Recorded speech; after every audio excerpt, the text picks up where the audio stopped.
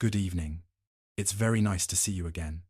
Tonight we step into the hour before sunrise on a northern ridge, where stone runs over mountains like a long, quiet backbone, and the air feels clean enough to sparkle. You are on the Great Wall of China, high above dark valleys, with watchtowers standing still against a sky that is only beginning to soften at the edges. The wind moves along the battlements with a patient hush, and the cold has that honest, no-nonsense bite that makes you breathe a little slower. Before we get into the story, please take a moment to hit like and subscribe to the channel. Thank you so much. And if you feel like it, share your location and your local time in the comments, one sleepy dot of light answering another across the world. Now, dim the lights, and let's ease into tonight's journey together. You wake before the sun because the wall has trained you, the way a bell trains a town. Your eyes open to darkness that is practical and familiar. The watchtower smells faintly of old smoke and cold stone. You lie on rough boards with a thin mat, and the blanket over you is more habit than comfort. When you sit up, your joints complain softly, then settle. You dress by touch, cloth stiff from yesterday's wind, a wrap for your neck, a belt that sits where it always sits. Your fingers find the same knots as if they have memorized them. You do not feel like a character in a legend. You feel like a person getting ready for a long day. Outside, the wall walk stretches along the ridge. In the dimness, the crenellations cut the horizon into a steady pattern, stone teeth and gaps like a slow chant. You step out, and the cold meets your face at once. You breathe in and feel it travel down your throat like cool water. The wind carries dry grass and earth, and somewhere below, a fire gives off a thin thread of smoke that seems reluctant to rise. To the east, the sky begins to change black, loosening into deep blue, then into something lighter, as if dawn is being poured rather than switched on. The mountains are still mostly silhouette, but their edges sharpen with every minute. You walk a few quiet paces. The stones under your boots are uneven, worn by years of footsteps and loads.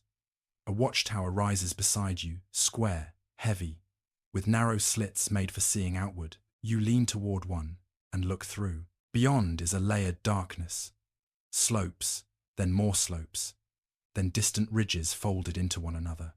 People far away will someday say the Great Wall, as if it were one single line built in one single moment. Up here, you know it is a frontier made and remade, some stretches packed from rammed earth, others faced with brick and stone. The Qin Empire in the 3rd century BCE, under Qin Shi Huang, is famous for linking and extending earlier walls, and later dynasties repaired and replaced what weather and time broke down. In your own era, much of the tall, tower-studded wall that later visitors recognize most easily comes from Ming rebuilding and reinforcement, especially from the 15th century onward. In the 1500s, commanders like Qi Jiguang become associated with strengthening defenses and imposing discipline and organization on border regions. You feel that organization not as a headline, but as routines that keep repeating. As dawn brightens, the wall's surface begins to show detail. Mortar seams emerge like fine lines. Bricks reveal small differences in color, and some carry stamped characters, marks tied to workshops or officials, practical identifiers pressed into clay. Even the stone, it seems, is expected to keep its paperwork. Below, the camp wakes in gentle layers. A cough, a pot scraped clean, the clear hiss of a kettle catching heat. Someone murmurs something that lands as a quiet joke, because humor is lighter than complaining, and complaining is lighter than silence. You rest your palm on the parapet. Grit sits on the stone, and in a shallow groove there is a thin rim of frost. You rub your fingers together and feel it melt. The wall has its own tiny weather, cold pooled in shade, warmth waiting where the sun will strike first. Far along the ridge, a point of light flickers, someone moving a lamp in another tower, checking a corner, or simply finding their way. This line of stone is not only a barrier, it is also a set of eyes. In some periods, beacon towers send warnings with smoke by day and fire by night, turning distance into something that can be crossed by a message. You breathe slowly and feel the double truth of this place settle over you. On one side, the wall will become a symbol endurance, scale, a human urge to draw a line against uncertainty. On the other side, it is a worksite. It is tired shoulders, cracked hands, tallies, and inspections, and the steady requirement to keep showing up. Historians still debate the human cost across the walls. Many building phases, how much labor was coerced, how much was paid, how reliable the surviving numbers are, and how later stories polished rough realities into legend. The eastern band of sky turns pale gold. Mountains separate from one another, no longer one dark mass, but a line of distinct ridges. The wall follows them patiently, climbing steeply, dipping into saddles like a ribbon laid over rock. For a moment, the world beyond looks empty, though you know emptiness is often just distance and early light. From below comes the softer music of morning. A lid set down, a bundle shifted, footsteps starting to travel. You take one last long look along the watchtowers, each a dark square that will soon show chipped corners and patched mortar. Then you turn toward the coming light. Steady yourself with a final touch to the cold stone, and let dawn arrive like a quiet instruction. The sun is not up yet, but you are already awake, already standing where the wall has placed you, at the start of a day that begins, as most days do, with the simplest thing, breathing in and then stepping forward. The light thickens by degrees, like warm tea slowly taking color, and with it, the camp below the wall begins to show its true shapes. Low shelters crouched against the wind, stacks of timber and stone, a few tethered animals shifting their weight, and people moving with the practiced quiet of those who have learned not to waste breath before a long day. You descend from the watchtower along a narrow path that twists between scrub and rock. The wall stays close for a while, then rises away from you, climbing the ridge as if it has its own destination. Your boots find familiar footholds. You keep your hands free, because up here, falling is less dramatic than it is simply final, and nobody wants that kind of poetry before breakfast. At the camp's edge, you pass the place where tools are kept, simple things, heavy things, honest things, wooden carrying poles, polished smooth by many shoulders, rope with stiff fibers, baskets made to bite into your palms, a few iron implements whose edges have been reworked. So often, they look like they have been shaped by years rather than by a smith. A voice calls out short, official, already awake in its tone. It is not angry, exactly. It is the sound of order doing its morning stretches. Roll call begins the way dawn does, quietly, then all at once, you join the line that forms as naturally as water finds a channel. People take their places without needing to be told by habit, by rank, by the unspoken arithmetic of who answers to whom. A few guards stand a little apart, with spears held in that relaxed but ready way that says they have done this many times. Their coats are heavier than yours. Their expressions are lighter, because carrying authority can be easier than carrying stone. Near the front stands the man with the register. He has a table or a board propped on barrels, and on it, a paper book, protected from the damp by cloth. There is ink, a brush, a small dish of water, and a seal stamp that sits like a tiny promise of consequences. If you've ever watched someone write when the air is cold, you know the particular stiffness of it, the way fingers want to curl, the way ink becomes reluctant. He begins, and the list becomes a kind of chant. Names, numbers, groups, a cluster assigned to the quarry, another to the slope where yesterday's section slumped slightly and must be patched, another to the watchtower store where supplies are checked and redistributed. You listen for your name with the same calm attention you'd give to a kettle beginning to hiss. When it comes, you answer, and your voice is swallowed by the morning like a pebble dropped into a deep jar. In a place like this, being counted is a daily ritual, not because anyone is sentimental about you as an individual, but because the work runs on bodies and time. A wall is built of stone and earth, yes, but also of attendance. One man does not answer. There is a pause, a small, sharp absence. The register keeper looks up. The foreman shifts his weight. A guard turns his head slightly, as if listening for footsteps that are not there. The name is called again, louder, still nothing. Somewhere in the line, someone swallows. Another person looks down at their own boots, studying the dust as if it contains wisdom. No one says, "Hess probably fine." Up here, probably is an expensive word. Missing people can mean many things: illness, injury, running, being reassigned quietly in the night.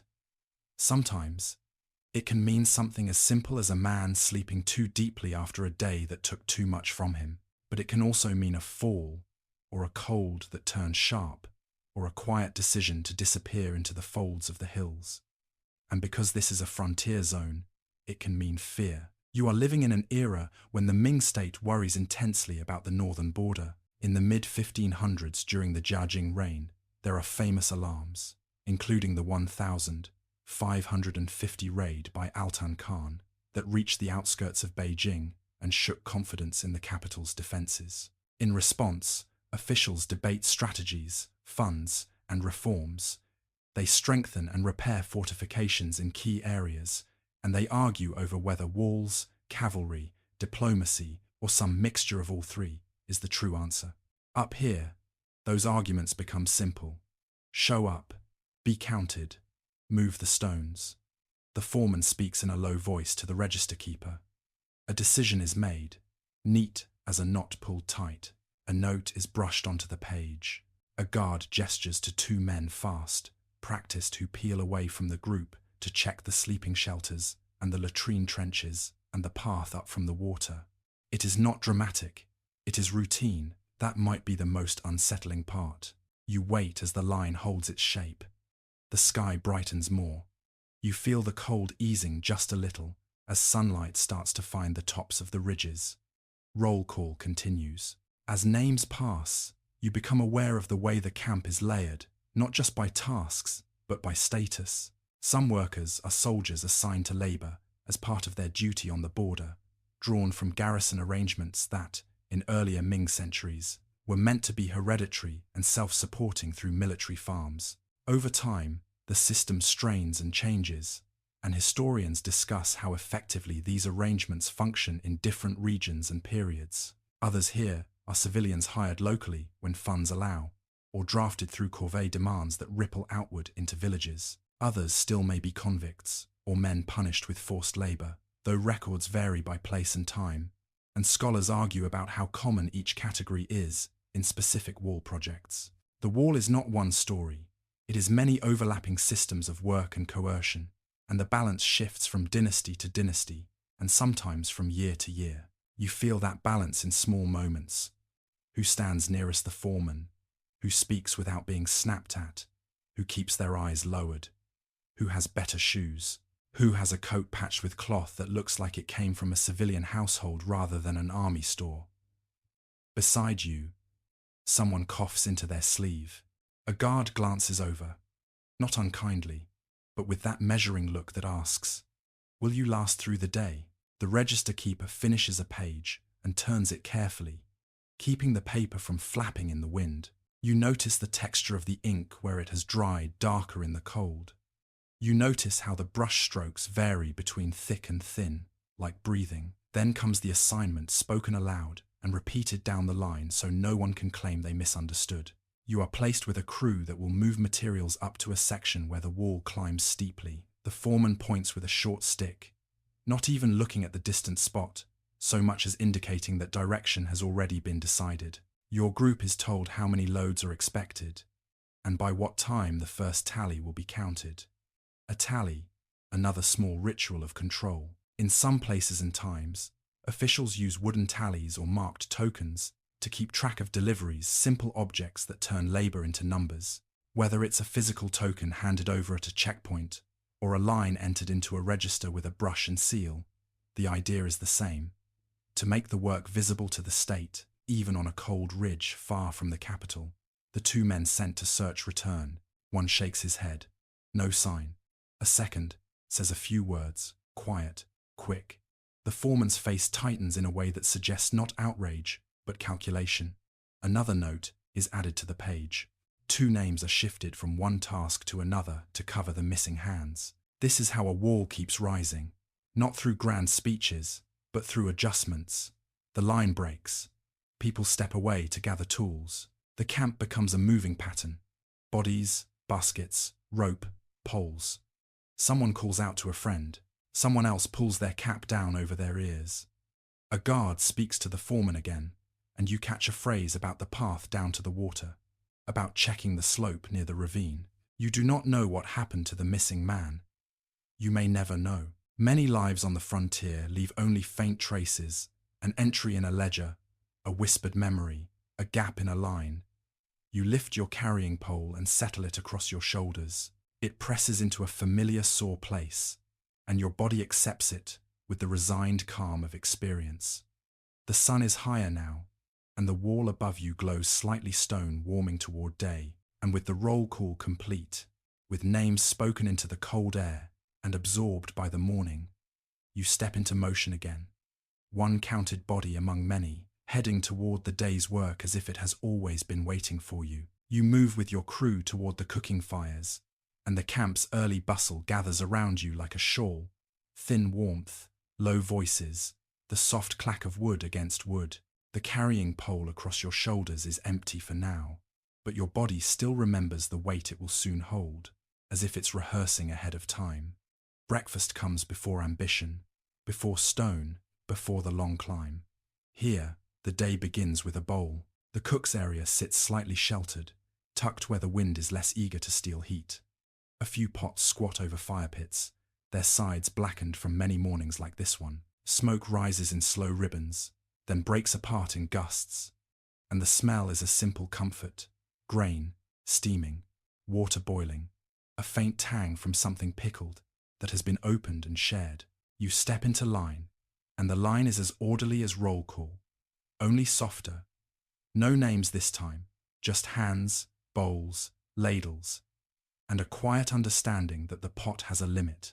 Someone ahead of you cradles a chipped ceramic bowl as if it were valuable. In a place where stone is plentiful, but meals are not guaranteed to be generous, a bowl becomes a personal treasure. The difference between eating and not eating. You have seen people patch cracks with lacquer or wrap a fracture in cord, coaxing one more season out of it. Everything here is used until it politely refuses. When your turn comes, you hold out your bowl. The ladle dips into the pot with a sound that feels like a sigh, and a pale, thick porridge slides into your hands, millet cooked down into something between soup and paste. It releases heat against your fingers through the bowl, and you welcome it like you welcome sunrise. Not with excitement, exactly, but with relief. Millet is the kind of grain that has fed northern China for a very long time, especially in drier regions where rice is less dependable. It doesn't have the perfume of rice, and it won't win any contests for elegance, but it is steady. It keeps. It fills. You carry your bowl to the edge of the firelight and squat near your crew. Someone has a small bundle of steamed bread, mantou plain, slightly sweet from grain, torn into pieces and shared. Another person offers pickled vegetables in a small dish, salty, sour, strong enough to wake up your tongue. You take a bite and feel your mouth come alive. The first spoonful of porridge is almost too hot, and you blow across it, watching steam curl away. Your lips and tongue learn patience. The second spoonful sits heavier, like a promise that your legs will not give out halfway up the ridge. Around you, breakfast is a low tide of small noises: chewing, swallowing, the scrape of bowls, the occasional cough. The guards eat too, though often apart, their posture still half on duty even while squatting by a fire. A foreman passes, eyes moving over the groups as if counting them again, without writing anything down. Some mornings, if supplies are better, there might be a spoonful of bean paste or a bit of dried meat. Other mornings, it is only grain and salt, and whatever vegetables have survived transport without turning into sadness. You don't ask the cook for more. You don't complain loudly. On a frontier, there are two kinds of hunger: the kind in your stomach, and the kind that arrives when your mind starts imagining that tomorrow will be worse. You try to keep the second one small. This is where the larger machinery of empire touches your hands. Some of the grain that reaches places like this is moved through systems far larger than the wall itself. Tax grain collected from agricultural regions, shipped along waterways and canals, measured and recorded again and again. The Ming state famously relies on vast networks of transport, and officials worry constantly about spoilage, theft, delays, corruption, weather, and the simple fact that moving food long distances is like trying to carry water in a basket. You lose some along the way, no matter how careful you are. Closer to the wall, there are also military farms, garrisons meant to support themselves by farming, at least in theory. In practice, the success of such arrangements varies, and by the mid-Ming period, many places struggle with shortfalls, shifting labor needs, and the costs of defense. You do not speak in those terms. You just notice that some days the porridge is thicker, and some days it is thin enough to make you stare into it and wonder if the ladle had a moment of mercy. As you eat, someone near you murmurs about the missing man from roll call. The words are careful, like stepping on loose stone. One rumor says he slipped down toward the ravine in the dark. Another says he ran, though where would he go? Really, with the wall behind him and the hills in front. Someone else suggests he was quietly reassigned, taken up to a tower for questioning, or sent down the line. The truth floats just beyond reach. You listen without feeding the rumor too much. Up here, stories can become heavier than stone if you carry them all day. A young worker, young enough that his cheeks still look a little too soft for this place, asks an older man how long it takes to finish a section. The older man laughs once, not unkindly, and says something like, "Longer than you think, shorter than the mountains." It's the kind of answer that sounds poetic and is also practical, a warning not to expect neat endings. You glance toward the wall above the camp.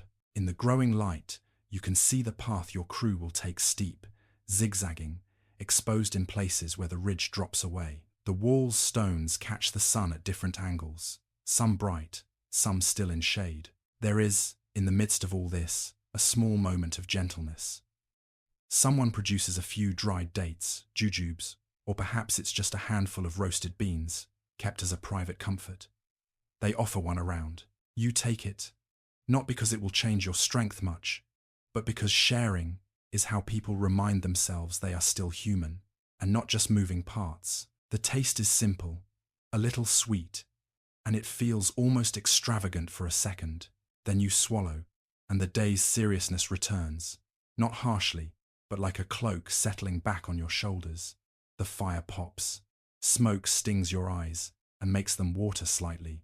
You blink, and in that watery blur you can imagine how this scene might look from far away, from a scholar's desk in a city, from a general's map, from a later storyteller who wants the wall to be a single grand moment rather than a chain of small mornings like this. Historians still argue about emphasis and meaning here, whether walls are best understood as decisive military barriers, or as tools of administration and signaling, or even as symbols that later dynasties and modern states reshape into stories of unity and endurance. Up close, you can see all of those truths trying to exist at once. The wall is a defense, yes, but it is also a workplace, a supply problem, a schedule, a set of hands, and a bowl of millet that has to be thick enough to carry you through the climb. You finish the last of the porridge and scrape the bowl clean, because leaving food behind feels like tempting fate. You rinse it with a splash of water if there is enough, careful not to waste. Water is its own discipline here. As you stand, your legs wake up reluctantly, pins and needles easing into steadiness. You roll your shoulders and feel yesterday's aches answer. Your crew begins to gather again, ropes coiled, baskets checked, carrying poles lifted and balanced. The foreman's voice travels over the camp, reminding everyone of the first tally time, the expected loads, the places where the wall needs attention. You take one more breath near the fire, letting warmth enter your chest, and then you step away from it, turning your face toward the brightening ridge.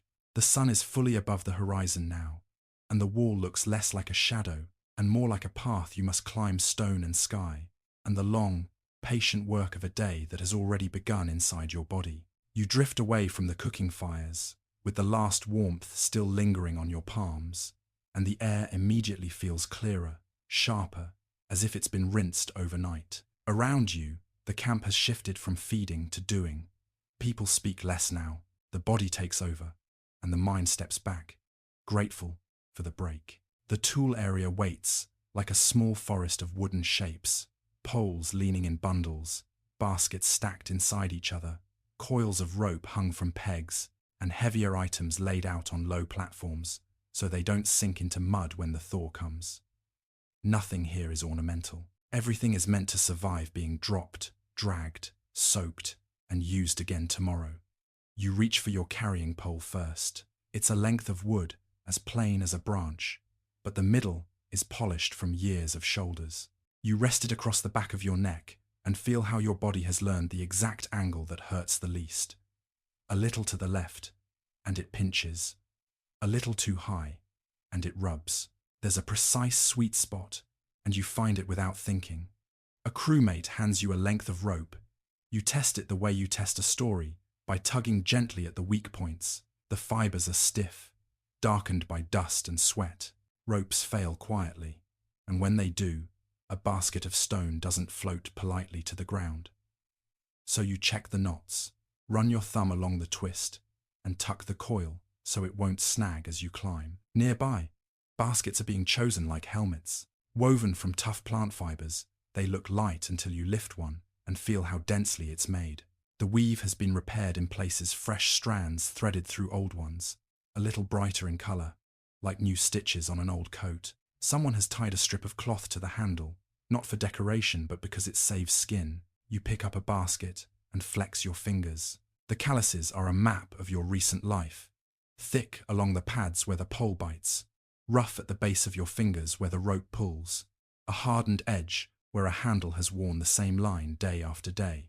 In the dim light of the watchtower last night, you didn't notice them. In the morning sun, you do. There is a simple truth about building things. The tool is not only wood and iron, the tool is also the hand that holds it, and the hand changes shape. A foreman walks among the piles, glancing at each group's loadout, the way a cook glances at ingredients. He checks that you have what you need, not out of tenderness, but because a worksite without tools becomes a worksite full of shouting. He points at a stack of tamping rammers, heavy wooden pestles with thick heads. If today's work involves packing earth, these are as important as food. Rammed earth is an older technology than most people think about earth, layered into forms and pounded until it becomes dense, almost stone-like.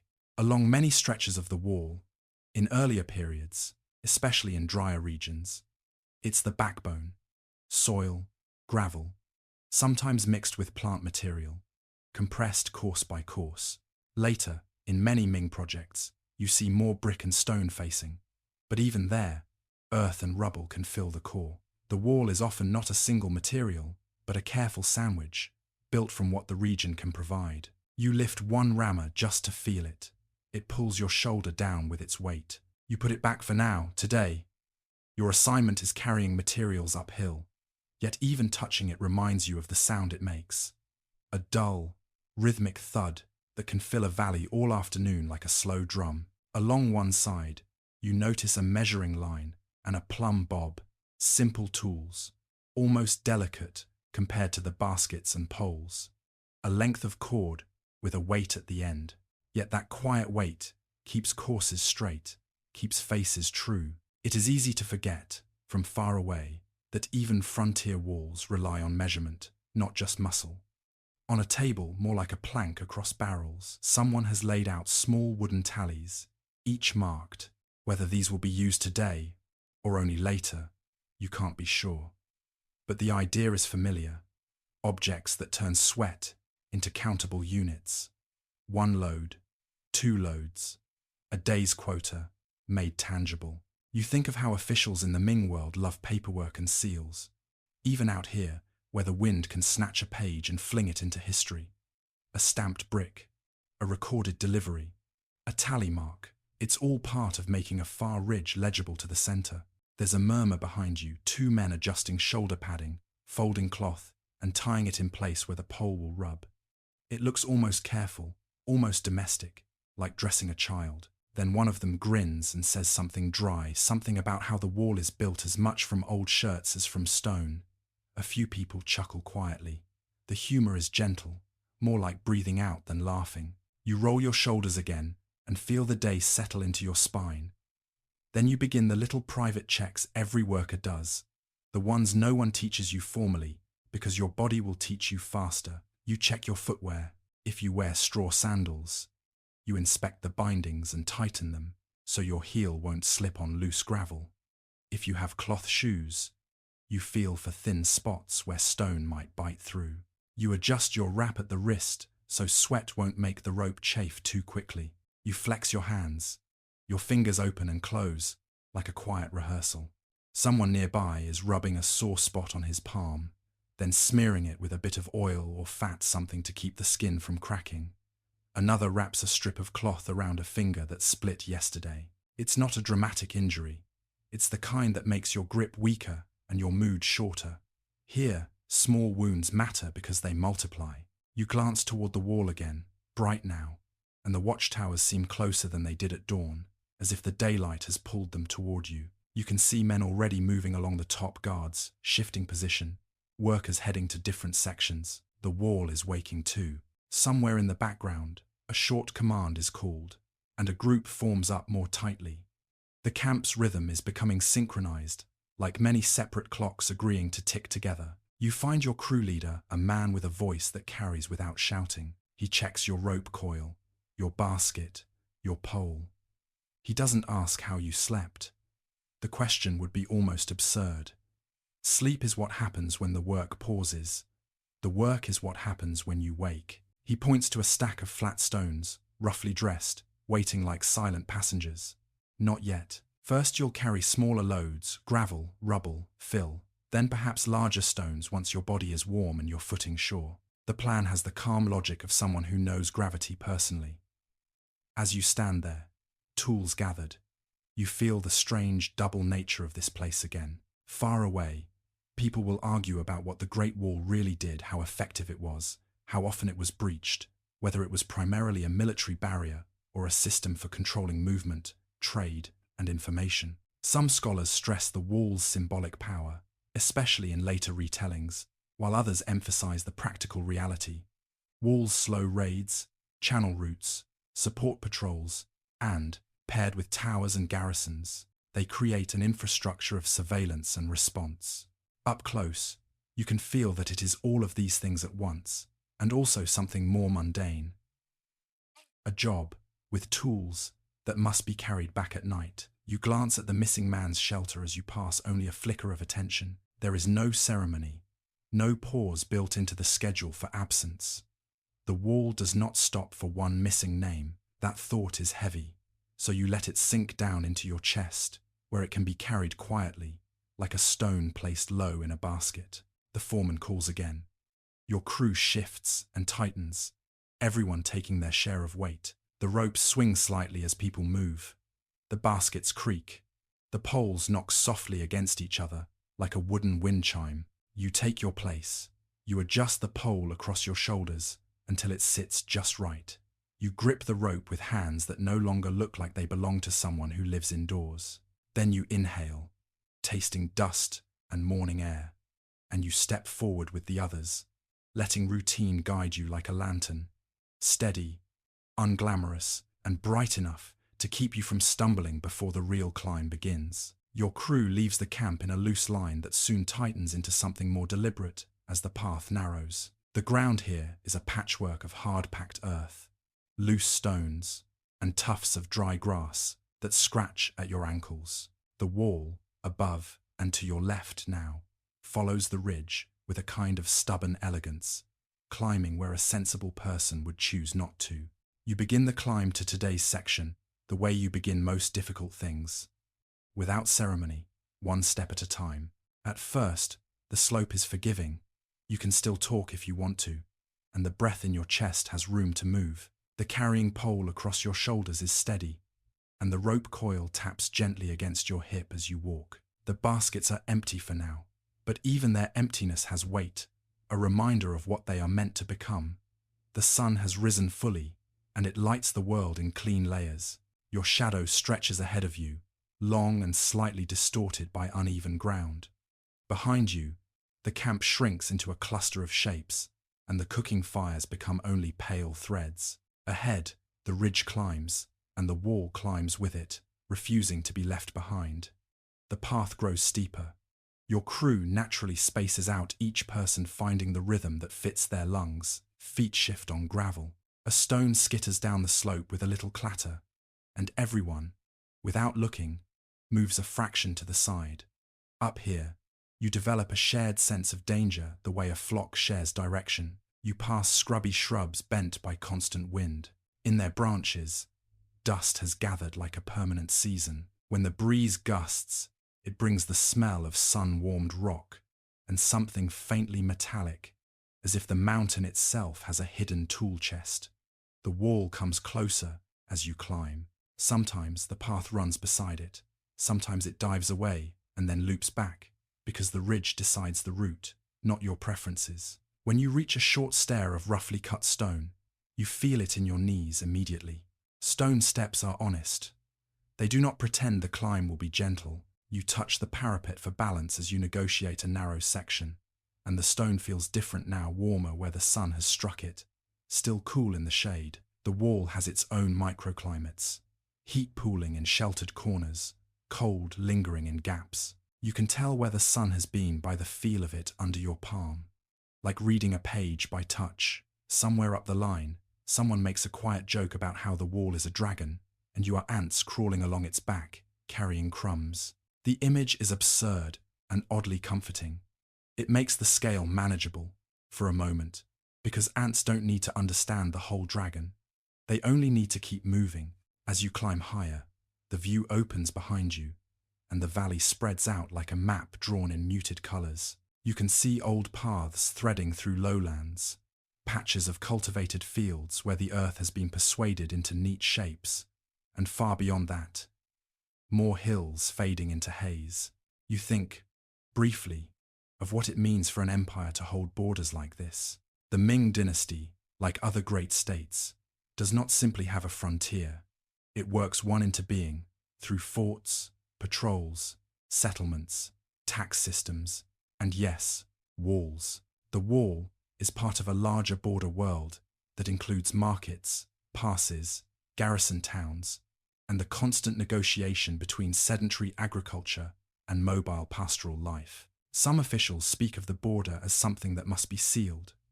Others understand that borders are also places of exchange.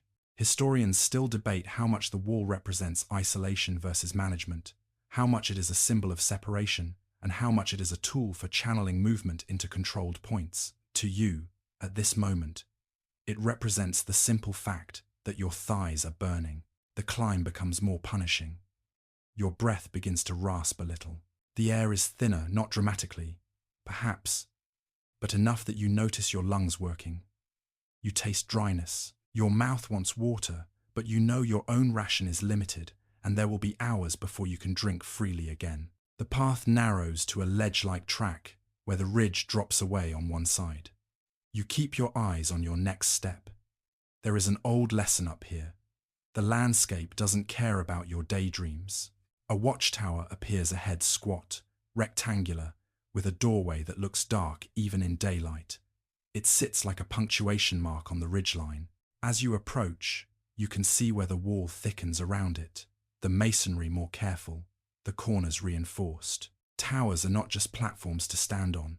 They are nodes, places where people store supplies, rest, watch, signal, and sometimes shelter in storms.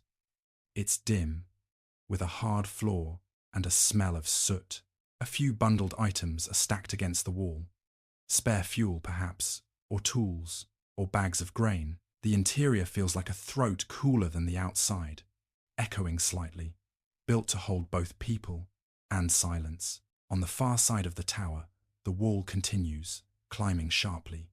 Here, the engineers, whoever they were in this place and time, have made the wall conform to terrain rather than bulldozing terrain to suit the wall. In some stretches, the wall is a series of straight segments that angle and turn, tracing the ridge in sharp decisions.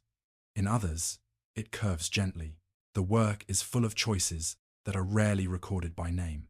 Where to place a tower, how to route a section along a cliff, how thick to make the core, where to build a pass. You realize, as you climb, how much of history is anonymous craft. Your crew reaches a point where the day's worksite becomes clear. Ahead, a section of wall is in active construction or repair.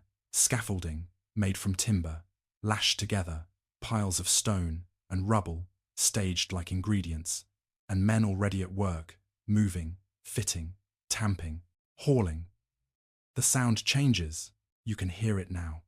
Voices calling short instructions, the scrape of stone, the thud of something heavy being set down. The foreman's presence becomes more immediate here. He stands where he can see the line of approach and the work face, and he watches you come in with the calm expression of someone measuring time. Your crew leader nods to him, and you feel, in that nod, the invisible chain running from this ridge to offices far away. A gust of wind comes through the saddle, stronger than before, and it tugs at clothing and makes loose dust lift in a little swirl.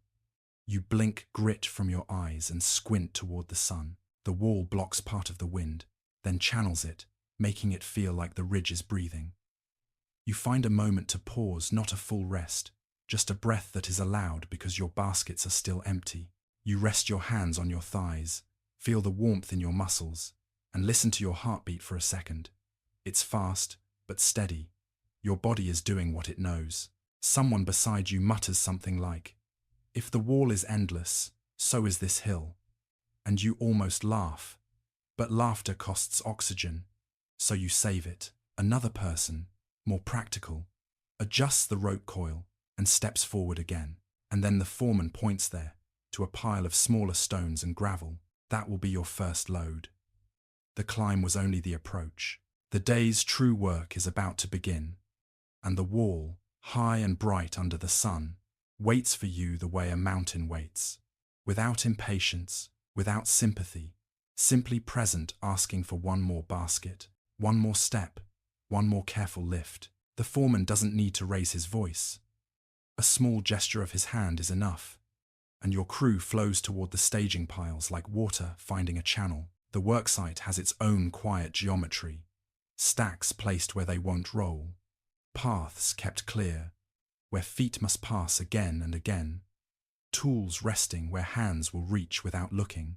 You come to the first heap: gravel and small stones, sharp-edged, sun-warmed on top and cool underneath. Someone has already laid out baskets in a line, mouths open like waiting bowls. You set your own down, squat, and begin to fill it with a rhythm that feels older than you are. Stone by stone, the basket grows heavy. The first few handfuls are easy. The weight is still a suggestion, still negotiable. Then the basket reaches that point where the load becomes a decision. You lift it slightly by the handle, testing. Your forearms tighten, your shoulders brace, your breath changes just a fraction deeper, a fraction slower, because the body knows what comes next. You don't carry this alone for long. This is not the kind of work that rewards solitary heroism. It rewards coordination. A crewmate steps in, and together you thread the rope through the basket's handle and hitch it to the carrying pole. The pole becomes a bridge between you, a shared burden laid across both shoulders. You adjust your stance until the weight feels balanced, and in that tiny adjustment, you can feel how the wall is built. Not by one strong person, but by two people matching their breathing. You stand, and the load settles into you with a heavy, honest press.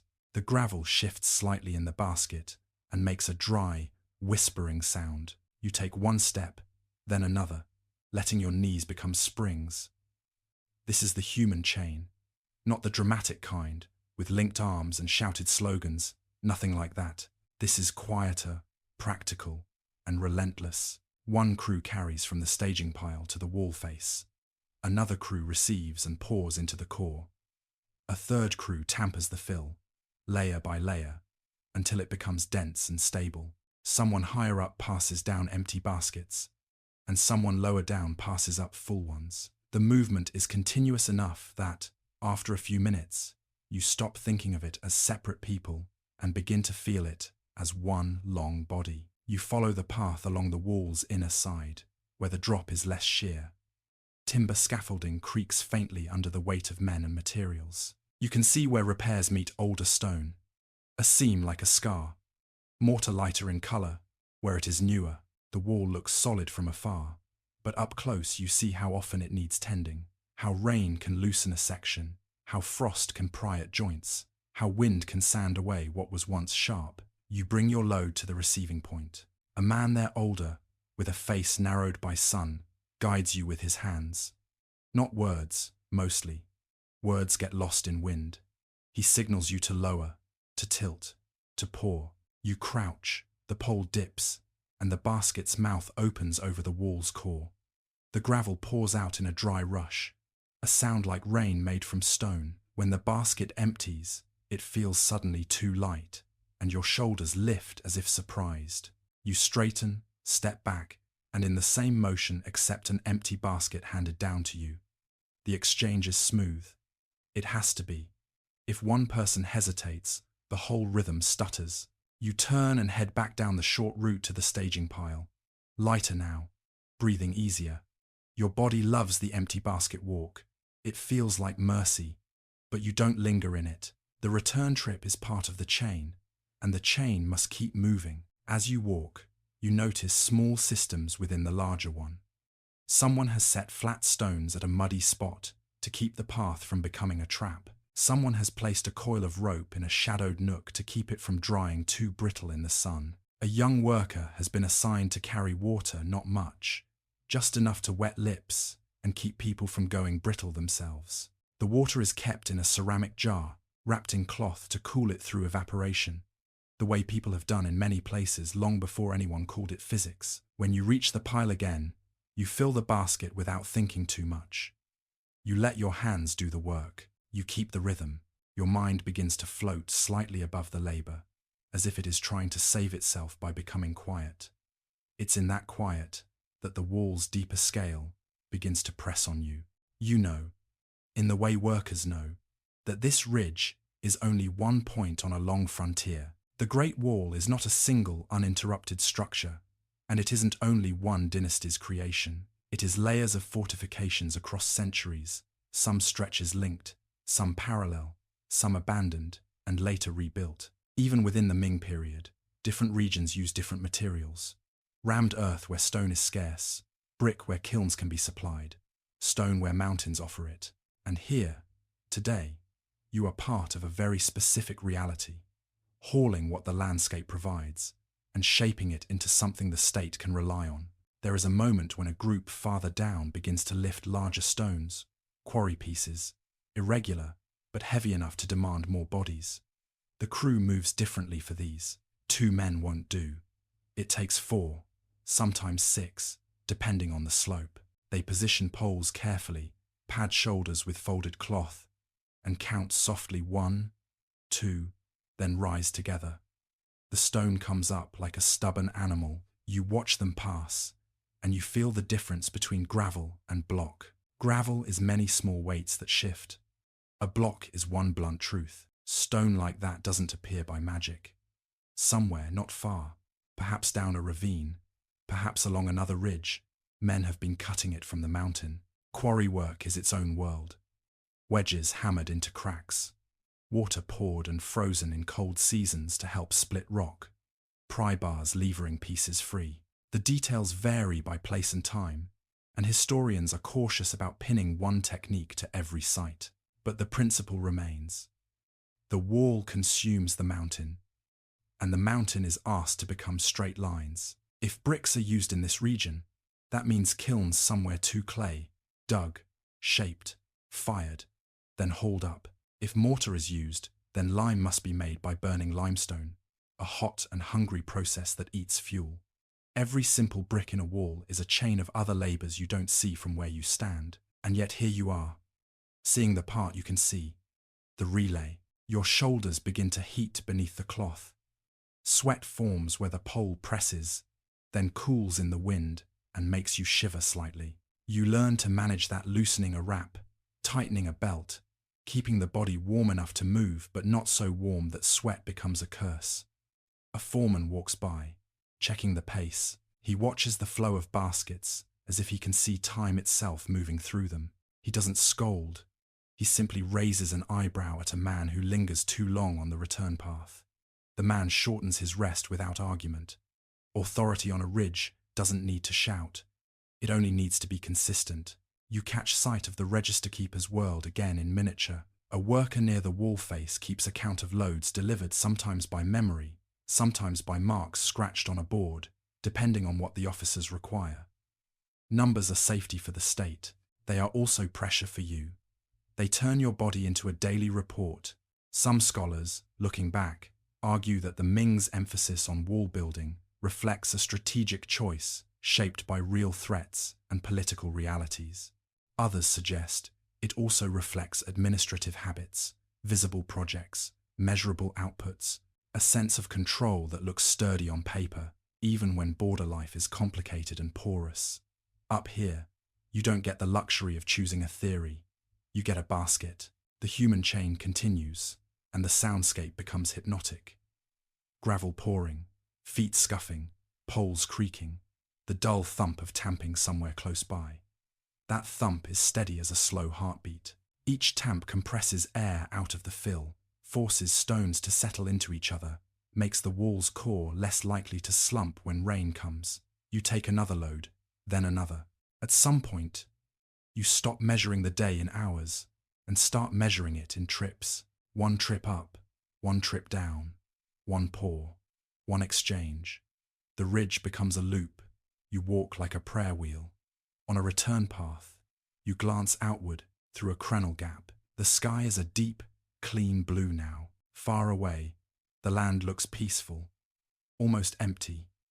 It's tempting to imagine that walls create peace by themselves. But you know, peace here is an arrangement made by patrols, by diplomacy, by trade at controlled points, by seasons that favor one kind of movement over another, by leaders far away deciding what is worth defending. Your shoulders tighten again as you lift. The gravel shifts. The rope bites lightly into your palm. You breathe in, then out, and step forward. And in the steady motion of the human chain, this quiet river of labor, you feel the wall not as a monument, but as a living demand. Carried a basket at a time. Set down a basket at a time, held together by the ordinary miracle of people moving in rhythm on a windy ridge. By the time your crew is asked to shift from hauling to packing, your shoulders already feel as if they've been gently pressed into a new shape. The rhythm of carrying has warmed your joints and emptied your thoughts into something simple, almost soothing. Step, pour, return until the foreman's hand lifts again and the pattern changes like wind turning a weather vane. Now you are brought closer to the work face, where the wall is not just receiving material but being made dense, made serious, made less like a pile and more like a promise. You step onto a narrow platform of timber and stone, and you feel it flex slightly under your weight. Below, the inner core of the wall is open like a shallow trench between rising faces. Here, the wall's belly is visible. Earth, gravel, small stones, and rubble arranged in layers rather than dumped in a heap. It's a kind of cooking. If you think about it, ingredients measured, then pressed, then allowed to become one thing.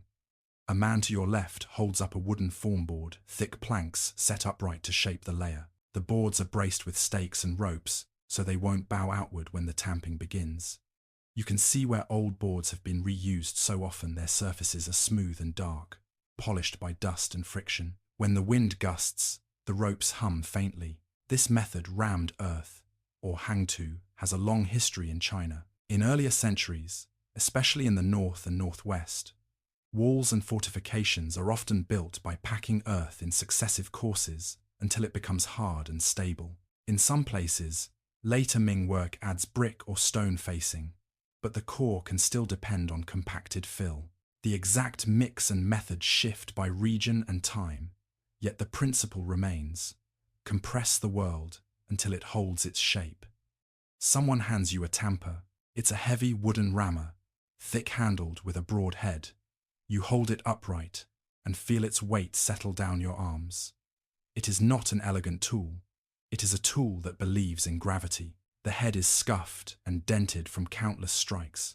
When you lift it, your shoulders protest, then accept. The foreman signals with 2 fingers, and a line of men positions themselves along the form. There's an unspoken choreography. You don't stand too close, or you'll hit another man's hands. You don't stand too far, or the layer will compact unevenly. You find your place and plant your feet wide enough to be steady. Then the tamping begins. Lift, drop, thud. The first strike sends a vibration up your wrists and into your elbows, a dull shock that makes you grit your teeth for a moment. The sound is deep and flat, like knocking on a door made of earth. Dust rises with each impact, fine and pale, catching sunlight in tiny drifting motes. You breathe through your nose, slow and controlled, because too much dust in the throat will turn the afternoon into a coughing contest. You lift again, drop again. The thud becomes familiar. Your body learns the motion quickly. Raise the tamper just high enough to gain weight, then let it fall with a straight path, so it doesn't glance off and waste effort. There's a technique to being tired efficiently. Around you, the rhythm spreads. Multiple tampers begin to strike in a staggered pattern, so the sound becomes a rolling drum rather than one chaotic pounding. It's strangely musical, like a slow, earthy dance. Between strikes, you hear short calls. Here, edge, more. Not full sentences.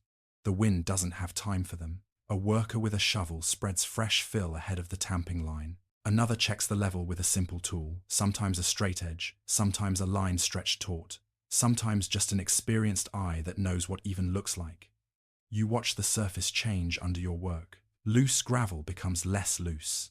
The layer sinks slightly as air is driven out. The wall settles into itself. If you could see the wall in cross-section from far away, you might think it's simply thick. Up close, you see it's built like a book, page upon page, course upon course, each one pressed down until it becomes part of the whole. And each layer has a certain height, a certain discipline. Too thick, and the compression won't be even. Too thin, and the labor multiplies. The crew leader watches this carefully, because mistakes here don't show immediately. They show later, in rain, in frost, in a bulge or slump that appears where the wall was weakest. Your arms start to burn, not sharply, not in a dramatic way, but in the slow heat of repetition. Sweat forms at your hairline and slips down your temple. It cools instantly when the wind hits it. You keep moving. You don't want to stop, because stopping means starting again, and starting again always feels worse. Somewhere nearby, you hear the scrape of stone against stone masons fitting facing pieces, adjusting blocks so they sit snug. If this section uses brick, there may be men handling mortar lime-based, pale, gritty, spreading it with practiced strokes. You don't know the recipe for their mortar, and you don't need to. You only know the smell, a chalky tang, like stone turned to powder and convinced to bind again. Occasionally, the foreman steps closer and presses his foot lightly onto the compacted layer, testing firmness. It looks casual, but it's a kind of inspection. He may also check the form boards, whether they're holding, whether ropes are tight, whether any bulge is forming. He says little. He doesn't need to. If something is wrong, the work itself will announce it later, and nobody wants to hear that announcement. You lift, drop, thud. The sound is so steady it begins to smooth the edges of your thoughts. The same way waves can make a shoreline feel inevitable, tamping makes the day feel like one long, deep pulse. You start noticing small details because your mind has room for them now. The pattern of dust on a worker's sleeve, the way sunlight draws a bright line along the wall's top edge, the way a raven or some dark bird rides the wind above the ridge, barely moving its wings. Between rounds, water arrives only a little, passed in a gourd or ladled into mouths. You sip carefully. Too much at once makes your stomach heavy. Too little makes your tongue feel like dry cloth. The balance is another quiet skill. Someone near you mutters that the wall is drinking the mountain. It's a strange phrase, but you understand it. The wall consumes earth and stone and timber. It consumes lime and fuel. It consumes time. And, in its way, it consumes people, your hours, your strength, your youth. Yet you also feel a stubborn pride moving through the crew, even if no one names it. Not pride like a speech. Pride like straightening your back after a good strike. Pride like knowing that your layer is compact, even, and will not easily betray the men who stand on it. That's the complicated thing historians wrestle with when they talk about work like this. The wall is tied to coercion and hardship in many periods. Yes, and the records and later stories often blur who volunteered, who was paid, who was compelled, who was punished. But within that harshness, there can still be craft, skill, and a human desire to do a task well, especially when doing it poorly would endanger everyone around you. The course reaches the day's intended height. The shovel men pause. The tamping slows, then stops in a wave. The sudden silence feels almost loud. Your arms keep vibrating for a moment, as if the tool is still falling. You set the tamper down carefully, leaning on it like a staff. Your hands buzz. Your shoulders feel hollowed out. The foreman inspects the surface. He kneels, runs his palm over the compacted fill, checks edges and corners where weakness likes to hide. He nods once small, reluctant approval, as if he doesn't want to spoil you with too much satisfaction. Then the next layer begins. Form boards shift. Fresh fill is poured and spread. The wall, patient as ever, opens itself again to be thickened by inches. You lift the tamper once more. The head rises into the bright air, pauses for a breath, then drops. Thud, and you find, in the steady repetition, something almost hypnotic, an understanding that this wall is not built from dramatic moments, but from countless ordinary strikes, each one sinking into the earth like a quiet heartbeat, each one making the ridge a little more certain. The tamping carries on, until your arms feel as if they belong to someone older, someone made of wood and patience. And then, as if the ridge itself decides you've had enough of that particular rhythm, the foreman gestures for a pause, not a full rest, not yet, but a shifting of attention. He points toward the nearest watchtower along the line, and in that gesture, you feel the wall's second life reveal itself. Because while you and your crew turn earth into structure, the towers turn structure into information. You step away from the form boards, flexing your fingers, letting blood return in little warm surges. The work face behind you continues, other hands, other tools, yet your small group is redirected along the wall walk toward a tower where a guard waits. The stone underfoot is sunlit now, and the air has lost some of its morning bite. Dust clings to your sleeves. Your hair smells faintly of sweat and dry soil. As you walk, you pass crenellations and narrow slits that frame the landscape like a series of small pictures. Through one, you see a long valley. Through another, a ridgeline that seems to repeat forever. Through a third, a track of pale ground that could be a path, or could be nothing at all, until someone decides it matters. The guard at the tower is standing in a posture that is both relaxed and ready, weight slightly forward, eyes scanning. He looks at you, not suspiciously, but with the calm gaze of someone who knows that laborers and soldiers share the same wind, even if their tasks differ. He speaks to the foreman in quick phrases, then turns his attention outward again. You follow his gaze. In the far distance, beyond the nearest folds of hills, there is a thin smear, something that could be dust, or smoke, or simply the way light sits on a horizon. It is faint enough that you might miss it if you weren't looking for it. But the guard's eyes are trained for precisely this, the difference between ordinary haze and a message. In many border systems, especially in the Ming period, towers and beacon platforms are used to communicate alarms. Smoke by day, fire by night, sometimes encountered signals to indicate the scale of a threat. The exact codes and practices vary across time and region, and historians caution against treating any single description as universal. But the principle is widely attested. Speed through visibility, a warning traveling faster than a horse. The guard shifts and calls down to another tower.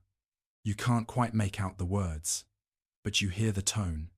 Question, confirmation, control. Inside the tower, someone moves, perhaps tending a small store of fuel, perhaps checking the readiness of materials used for signaling.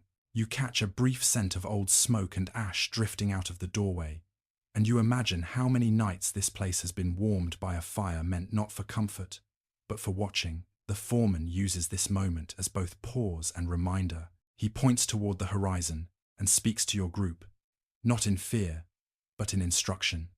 Keep your eyes open. Move when told. Don't crowd the wall walk. Don't become part of the problem. You nod along, though your mind is already doing its own quiet calculations. If there is trouble, work may halt. If work halts, supplies may shift. If supplies shift, your porridge might thin tomorrow. Border life has a way of making distant events feel personal very quickly. And yet, nothing dramatic happens. Not yet. The guard watches. Another guard appears on the tower's upper platform, shading his eyes with a hand. For a few long seconds, the ridge holds its breath.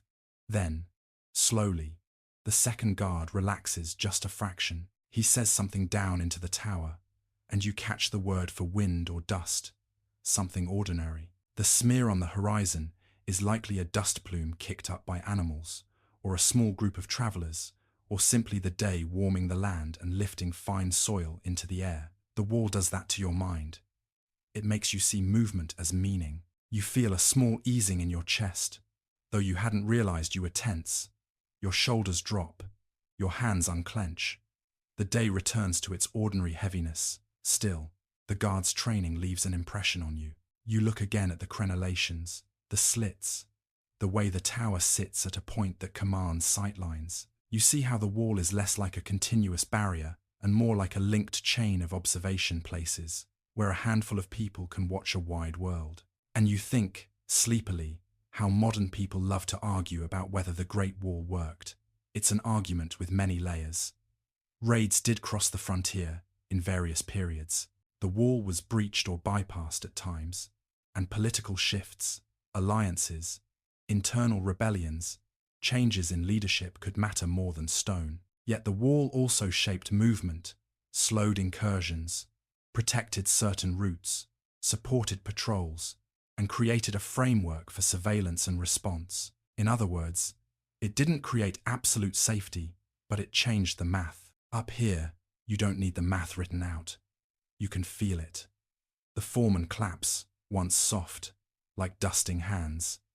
It's time to return to the work face. Your group turns back along the wall walk, and as you go, you notice small signs of that communication network. A pile of brushwood stacked under a tarp, bundles of reeds kept dry, a shallow hearth-like area on the tower platform where fire could be built quickly. Fuel is stored like potential. You also notice the human part of it, how guards and workers share quick glances, how each group depends on the other. The guard keeps watch so you can work. Your work keeps the wall strong, so the guard's watch makes sense. As you approach the construction section again, the sound returns. Tamping, scraping, voices calling in brief, efficient bursts. The rhythm is comforting now, even though it hurts. It's predictable. It's the kind of sound that tells you the world has not suddenly changed. You step back into your place. Someone hands you the tamper again, and the weight settles into your hands with familiar bluntness. Your arms protest, then resume. Lift, drop, thud. But now, in the background of that sound, you carry a new awareness. That every layer you compress is not just structure, but signal, part of a long line meant to see, to warn, to answer. The wall is watching even while you build it, and the horizon, wide and quiet under the midday sun, remains both empty and full of possibility. You lift once more and let the tamper fall, the thud echoing faintly against stone, and you work with a steadier calm because you've just been reminded that out here, even the smallest smear of dust can become a story, and the wall exists to turn stories into time. The hours slide forward in the way they do on a worksite measured less by the sun than by small checkpoints, by the feel of fatigue shifting from your shoulders to your wrists. By the moment your tongue starts craving water again, the tamping line pauses once more, and this time, the foreman doesn't send you to look outward. He calls you inward, toward the place where authority becomes visible in the smallest, sharpest ways. An inspection. You see him before he reaches you, a man with cleaner sleeves, a straighter belt, and boots that look less like they've been arguing with rocks all morning. He's accompanied by two attendants, one carrying a board and brush, another with a small pouch that could hold seals or tallies, or simply the little objects that make officials feel like time can be controlled. The foreman's posture changes immediately, not dramatically, but enough that you notice. Shoulders squared, chin slightly lifted, expression smoothed. He steps forward to meet the inspector with a respectful distance, like two stones placed carefully so they won't chip. You and the other workers keep moving, but more quietly now. Your tampers thud with a softer rhythm. Your eyes flick up and away again, because staring at an official is rarely wise. And yet you can't help noticing how the air itself seems to stiffen around him. The inspector walks along the workface and looks at the wall the way a scholar looks at a line of calligraphy, judging straightness, consistency, the discipline behind the surface. He runs his fingers along a mortar seam, where facing stones meet. He taps a section lightly with his knuckles, listening for a hollow sound that might suggest poor packing behind. He peers at the form boards and the bracing ropes. He pauses at an edge, where yesterday's repair meets older work, and you can almost see his mind measuring responsibility.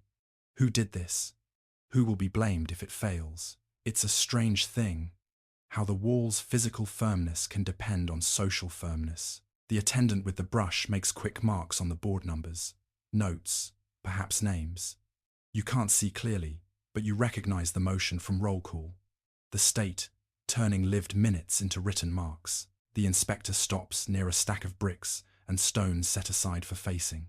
Some bricks bear stamped characters or marks that indicate production batches or workshops. Stamps like that are attested in various contexts, serving to identify accountability. An early version of this came from here. He turns one over, studies it, then sets it down with care, as if the brick might report on him too. You feel your crew leader move closer, ready to answer questions. The foreman speaks first, explaining the day's progress. How many loads delivered? How many courses tamped? Where repairs are being made? Where the slope has been unstable? His voice is calm, but you can hear the thread of urgency under it. He wants the inspector to see competence, not delay. The inspector asks about the tally. At once, the small wooden tokens, if they are being used today, seem to matter more than the stone itself. The attendant produces them, and the foreman points to the count. There is a quiet exchange of numbers.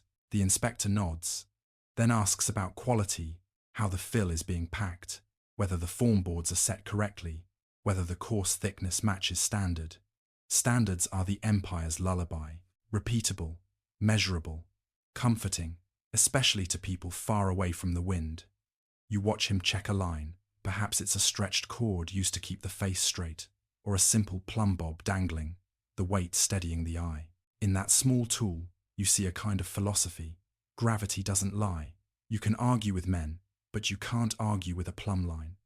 He pauses again at a corner, where corners always invite trouble. If a wall fails, it often begins at transitions where one material meets another, where the slope changes, where drainage is poor, where a shortcut was taken.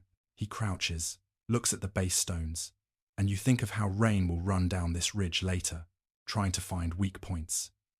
Drainage is rarely glamorous, but it's one of the quiet reasons walls survive. In some Ming sections, builders incorporate features like slight slopes on the top surface for runoff, and stone spouts or drainage openings at intervals. Not every place has the same features, and many details vary. Historians and archaeologists compare surviving sections to understand how regional practices differed. But every builder learns, sooner or later, that water is patient and will take the wall apart if you invite it. The inspector stands and brushes dust from his hands. He looks at you and your crew with an expression that is not cruel, exactly, but remote, like someone evaluating a field or a ledger more than a set of human beings. Then he says something to the foreman that sounds like approval, though you can tell it's measured. Approval is rarely given freely. It is a resource that must be conserved. Before he moves on, he asks about labor. Not, how are they? That would be too human. More like, do you have enough hands? Were any reassigned? Any issues? The foreman answers carefully. He mentions the missing man from roll call without dramatizing it, just as a fact that affected the day's allocation. The inspector's face doesn't change much, but the attendant's brush pauses for a fraction, then continues. A note is made. The missing man becomes a line in a record. You feel a brief chill that has nothing to do with the wind. This is the part that's hardest to describe to someone who only sees the wall as a monument. The wall is built not just from stone and labor, but from paperwork and hierarchy, from inspection and accountability. The wall is a physical thing made out of social relationships, orders, quotas, punishments, rewards. And yet, within that system, the work still has to be real. A wall can't be flattered into standing. It has to be packed, fitted, drained, repaired, measured. In that sense, you and the inspector are bound to the same hard truth. Even if you stand on different sides of authority, the inspector moves along the ridge to the next section, his attendants following like shadows carrying ink. The foreman exhales slightly, so softly you might miss it. He turns back to you with a look that is half warning, half encouragement. Keep going. Don't slack now. The eyes of the state have passed, but the day's tally remains. You return to your tamper, and the rhythm resumes. Lift, drop, thud. But it feels different now. Not heavier, your arms can't afford to feel heavier, but sharper. As if you've been reminded that every thud echoes upward into reports and decisions. You are not just building stone.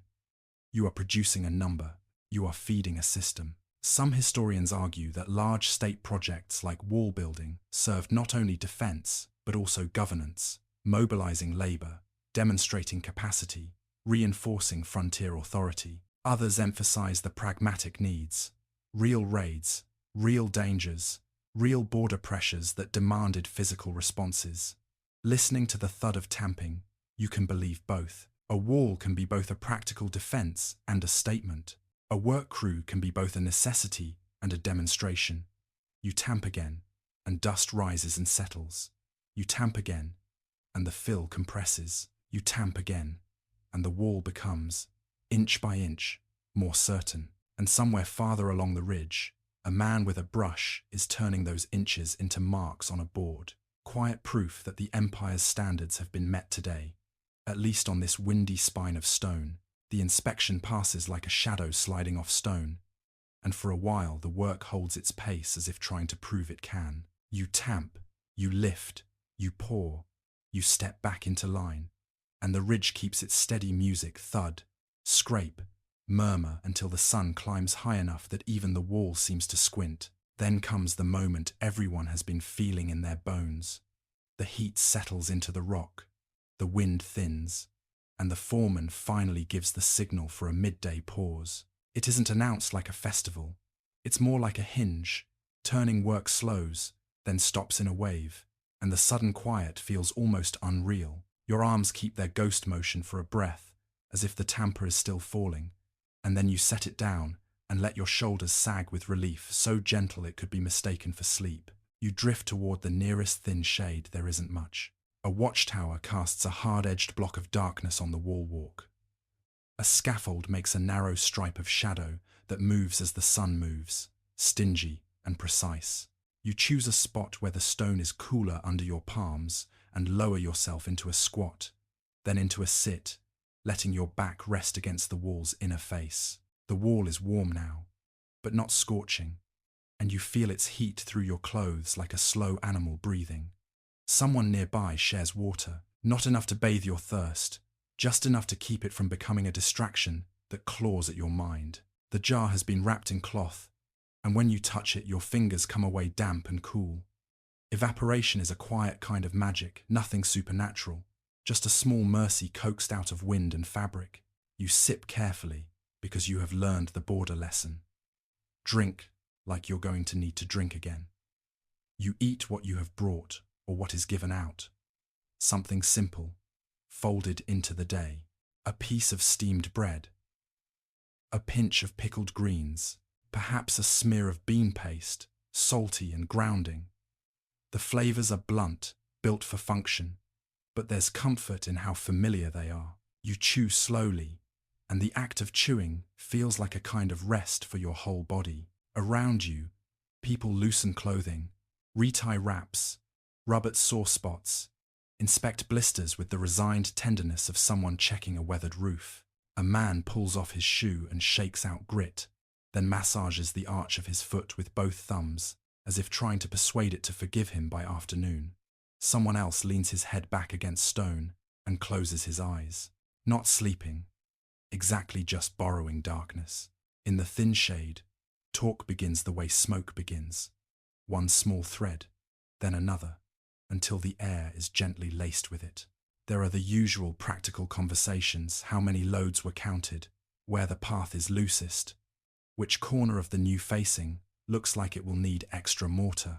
People speak in shorthand, using half phrases and nods, because everyone shares the same vocabulary of labor. Then the quieter talk arrives. Rumors, half-truths, small anxieties dressed up as stories so they can be carried more easily. The missing man's name surfaces again, not loudly. It passes through the group like a pebble touched hand to hand. One person says he heard the man had been sick for days, hiding it because he feared being marked as useless. Another says he might have tried to slip away, toward the lower valleys where there are villages, though villages can be as dangerous as cliffs if you arrive hungry and unknown. A third voice, more cautious, suggests something else, that the man may have been taken by officials, quietly, for questioning, because on a frontier, disappearances can be interpreted in more than one way. People worry about desertion, about theft, about contacts with traders outside controlled points, about anything that smells like movement without permission. No one says the word rebellion. It is a heavy word, but the idea of instability hovers at the edges. You sit and listen, feeling the wall at your back and the sun overhead, and you understand the way rumor works here. In cities, rumor can be entertainment. Up on a ridge, rumor is a kind of early warning system, like smoke on the horizon, sometimes false, sometimes true, always worth noticing. Someone mentions passes places where the wall is not just stone, but a gate, a throat, a point of control. They speak of famous passes in the abstract, the way people speak of temples or rivers they have never seen but know by name. Places like Juyong Pass or Shanhai Pass become part of the frontier imagination, where soldiers and merchants and officials converge, where the wall becomes thick with rules. You don't claim you've been to them. Most workers live within a narrow strip of the world: camp, ridge, wall, and back again. But you understand the principle. The wall is not meant to seal the world like a jar. It is meant to channel it movement, squeezed into places that can be watched, taxed, counted. Some people talk about trade in careful tones. Border markets exist in some periods, allowed or restricted depending on policy and pressure, because states need stability and people need goods. Horses, grain, cloth, salt, things that travel even when humans are told not to.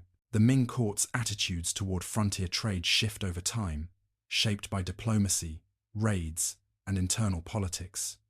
Historians argue about how effectively policy on paper matched practice on the ground.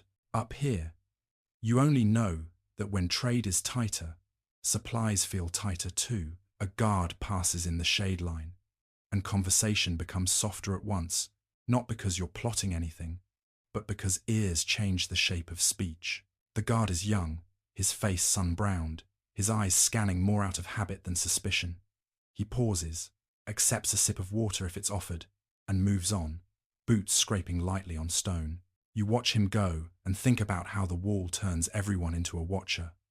Guards watch horizons, foremen watch hands, inspectors watch lines. Workers watch each other for signs of weakness, because weakness can slow a crew, and a slow crew becomes visible to authority. Even you, in rest, are watching, listening for what people dare to say. The midday heat makes time feel thick. The sun sits above the ridge like a steady coin, and the air shimmers faintly over stone. In the distance, the hills soften at their edges, not from mist but from light itself. A bird glides by, silent, and you envy it in a gentle, sleepy way. Someone tries for humor, says the wall should be paying you rent, since it's always leaning on your back and stealing your shade. A few people breathe out little laughs, careful not to let the laughter become too loud, too bright.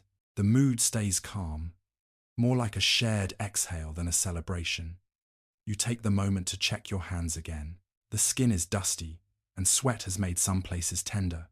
You find a new blister beginning, where the rope rubs, and you press it lightly, then wrap it with a strip of cloth. You do it automatically now, like fastening a button, injury prevention, as the modern world might call it, though no one here would call it anything, but not wanting to suffer more than necessary. You drink another small sip. You swallow. You feel your stomach settle. And then, drifting through the shade talk, you hear another thread, one that isn't rumor about a missing man, but rumor about the bigger world. Someone says, officials in distant cities argue about the frontier, again, about whether to spend more on repairs, whether to reorganize patrols, whether to appoint stricter commanders. Names are mentioned softly, half remembered. The Ming court, you know, is full of debates that rarely reach your ridge in clear form. You receive them as shadows, more inspections, fewer rations, new quotas, unfamiliar rules. Historians still argue, in their own careful way, about how much wall building was driven by immediate military necessity versus longer patterns of governance and anxiety, how much it was a response to real raids and border pressure, and how much it was also a way for the state to make the frontier feel manageable, visible, and administratively in hand. Sitting here, in thin shade, you can feel both. The dangers are real enough to justify watchtowers and signals. The paperwork is real enough to justify itself too. The foreman's call comes before anyone is ready. It's not cruel. It's simply time. People stand slowly, stretching with little grimaces, rolling shoulders, shaking out arms. A few take a last bite of bread. Someone spits dust discreetly to the side. You press your palm against the stone behind you and push yourself up, feeling the wall's warmth as you leave it. For a moment, the shade line breaks apart, and the worksite reassembles like a flock returning to formation. You pick up your tool again. The weight is familiar, almost comforting in its bluntness. Your hands tighten around it, and your body remembers the rhythm waiting ahead. As you step back into the sun, the wall feels less like a place to lean and more like a place to build, patient, demanding, indifferent to rumor, steady in its need for your next strike. The midday pause drains away behind you like water seeping into stone, and the work returns with a slightly different texture. The sun is still high, but the light has changed, less fresh, more pressing, casting shorter shadows and making every surface feel nearer.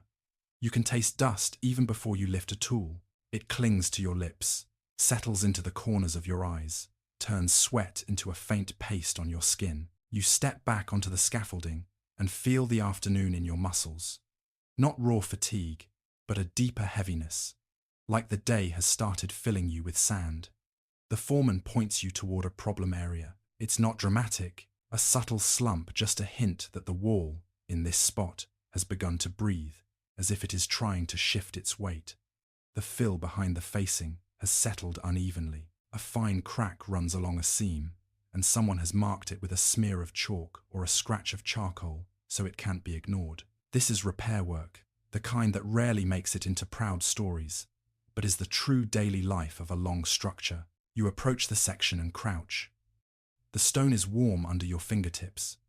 You press gently near the crack and feel grit flake loose. Someone nearby uses a small pick to clear away weak material. Another worker brings fresh rubble to pack in behind, and another readies mortar if this section uses mortar, mixing it to a workable thickness. If you've ever watched people repair something in a hurry, you know the difference between patching and pretending. Here, the difference matters, because a wall that fails doesn't fail politely. It can bulge, slump, open a gap. It can become unsafe for people walking the top. It can turn a watchtower into an island. It can create a weak point that will need 10 times the labor later. So you take your time, even as the day urges speed. You lift small stones and fit them into a cavity behind the facing, packing them tight. The work feels like solving a puzzle where every piece is the wrong shape, and your job is to persuade it to belong.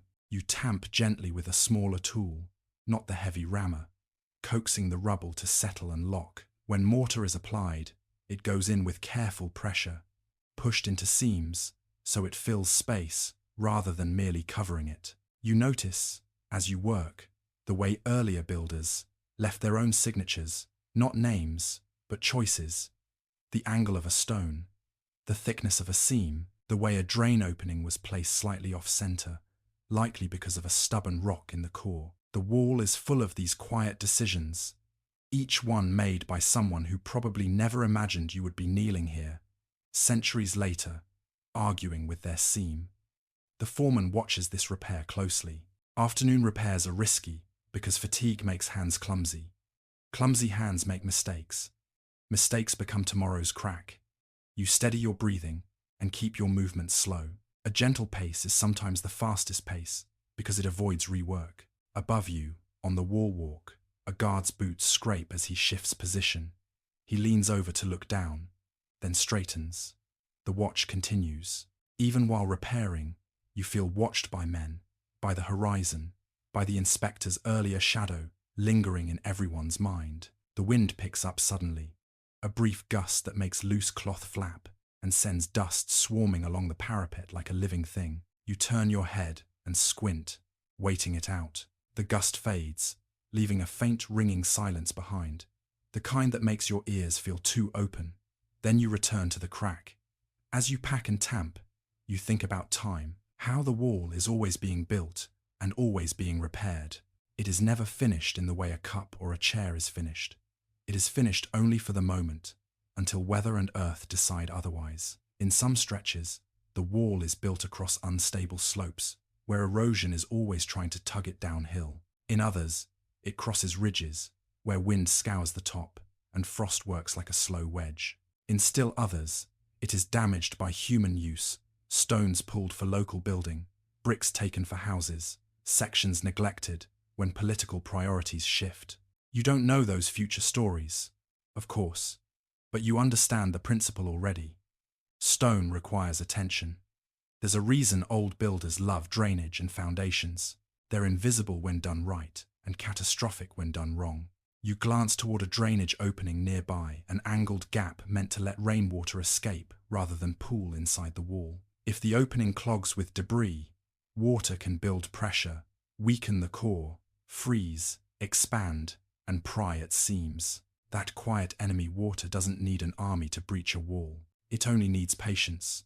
The repair proceeds in stages. First, clear, then pack, then bind, then check. When you step back and the foreman presses his thumb along the seam, the crack no longer gives. The face looks calmer, more continuous. Not perfect perfection isn't a frontier habit, but solid. He nods. A small nod. You feel it like a reward. Then you move to the next breathing spot, a hairline fissure along a joint where two stones meet. The fix is smaller. You clean it with the tip of a tool, push mortar in, smooth it. Simple, repeated, almost meditative. As you work, you hear murmurs from another crew dealing with a different problem, loose stones on a stair section. A few steps have shifted, perhaps from many feet, perhaps from a winter freeze that pushed them. Men wedge them back, adjust, tamp the soil beneath, align the edges so the tread is safe again. They work with the same seriousness you bring to the crack, because someone will climb those steps later carrying a basket of stone, and a misaligned step becomes a fall. Afternoon strength wanes in strange waves. You feel fine for a while, then suddenly your hands feel slightly clumsy, as if your fingers are wearing gloves. You pause and flex them, press your thumb into your palm, breathe. The wall doesn't mind you pausing for a moment. It will be here. The foreman minds, perhaps, but he also knows that exhausted hands can waste an hour in a single mistake. In the distance, a faint call echoes from one tower to another, routine communication. Nothing urgent. Still, it reminds you that the wall's purpose is not only to be standing, but to be used. Repairs are not just maintenance, they are defense. And defense is always tied to a changing world. You think of stories that float in from beyond the ridge of raids and diplomacy, of commanders who argue for stronger fortifications, and officials who worry about cost. The Ming period has phases of confidence and phases of anxiety. Border policy shifts with leadership, resources, and the unpredictable movements of people outside the agricultural heartland. The wall becomes, in some ways, a physical expression of that anxiety and that effort. A line you can point to, a structure you can measure, A promise you can pretend is as stable as stone. But you know, kneeling here with grit under your fingernails, that stability is always being made. It isn't given. You finish another patch and stand slowly. Your knees protest. You rub them briefly and look along the wall's face where the afternoon light makes every seam stand out. The repairs you've done are almost invisible from a distance, which is exactly the point. Good repair is quiet. The foreman calls for materials to be brought up again. More fill, more stone. Repairs done, construction resumes. The wall must not only remain sound, it must keep rising where planned. You pick up a basket handle and feel the familiar bite in your palm. Your arms are tired, but they remember. You step carefully onto the path, the repaired stones underfoot steady, and you carry on with a slightly different kind of pride. Not the pride of building something new, but the pride of keeping something old from falling apart. In the afternoon's thinning wind, with dust settling back into crevices and the sun beginning its slow tilt, you move between repair and labour as if they are the same thing, because here they are. The wall is not a monument, it is a living edge, and your hands, dusty and steady, are part of what keeps it breathing in the right direction. The afternoon stretches on, and the light begins to change again, almost imperceptibly at first, like a candle lowering by a single breath. Shadows lengthen along the wall-walk. The stones lose their harsh midday glare and take on a softer colour, as if the ridge is finally exhaling. Your crew is redirected for a practical errand that feels, at first, like relief. A supply run into the nearest watchtower. Not because you're done working, no. The wall is never that generous, but because the tower is where the day's effort is stored, accounted for, and protected from the weather. In a way, it's where the wall keeps its small secrets. You approach the tower along the inner side, stepping around coils of rope and stacked baskets. The doorway is low enough that you duck slightly, and the moment you cross the threshold, the air changes. It becomes cooler, stiller. Dust hangs in the dimness. Your footsteps echo softly off stone. Inside, you can smell soot embedded in the walls. Old fires burned here for warmth, for cooking, for signalling. It's a scent that never truly leaves. The tower has absorbed it, like cloth absorbing smoke. Your eyes adjust, and the interior takes shape. A rectangular space with a hard floor and a few niches built into the walls. In one corner, there's a simple fire pit, surrounded by stones darkened from heat.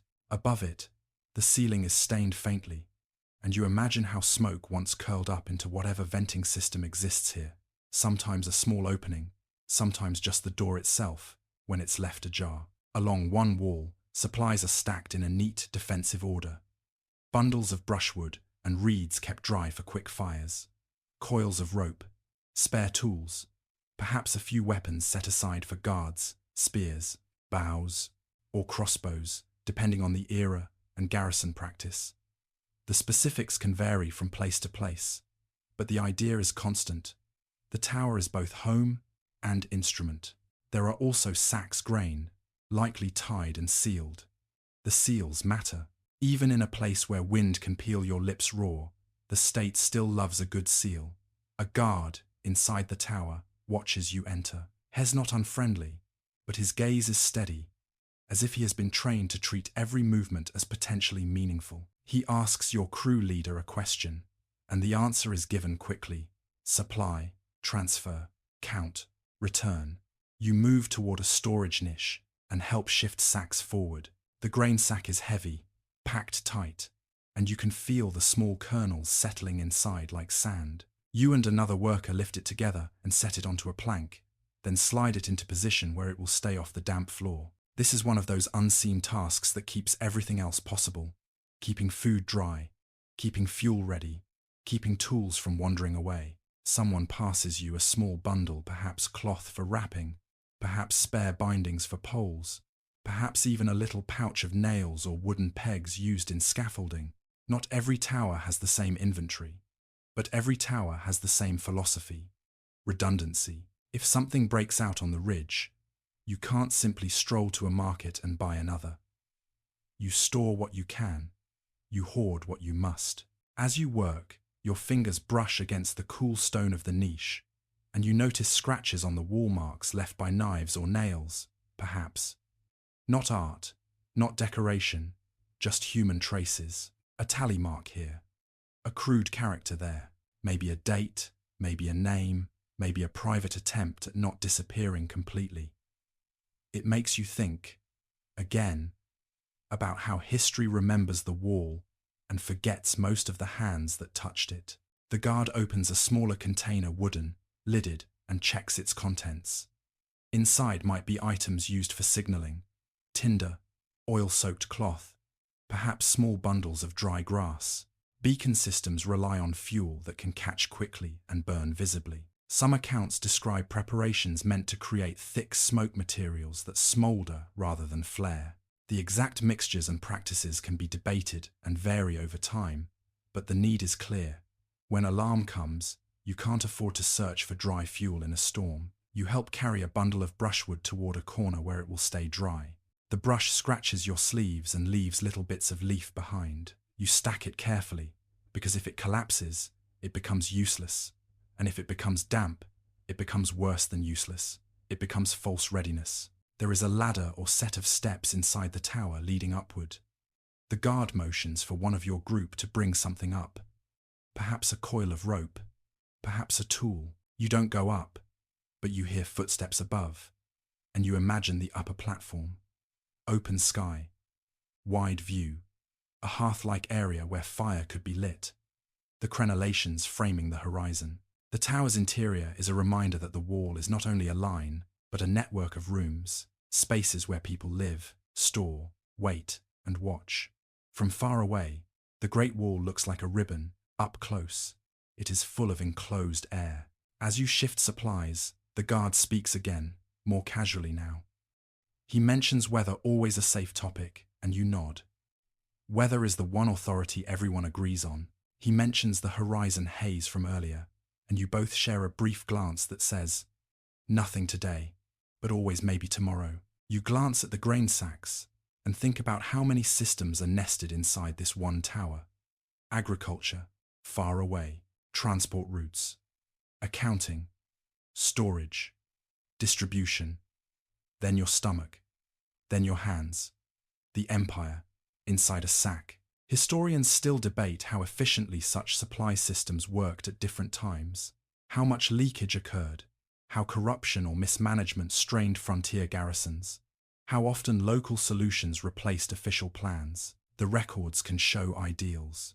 The ridge shows realities. Yet the fact that you are lifting this sack at all means something is functioning, at least today, at least here.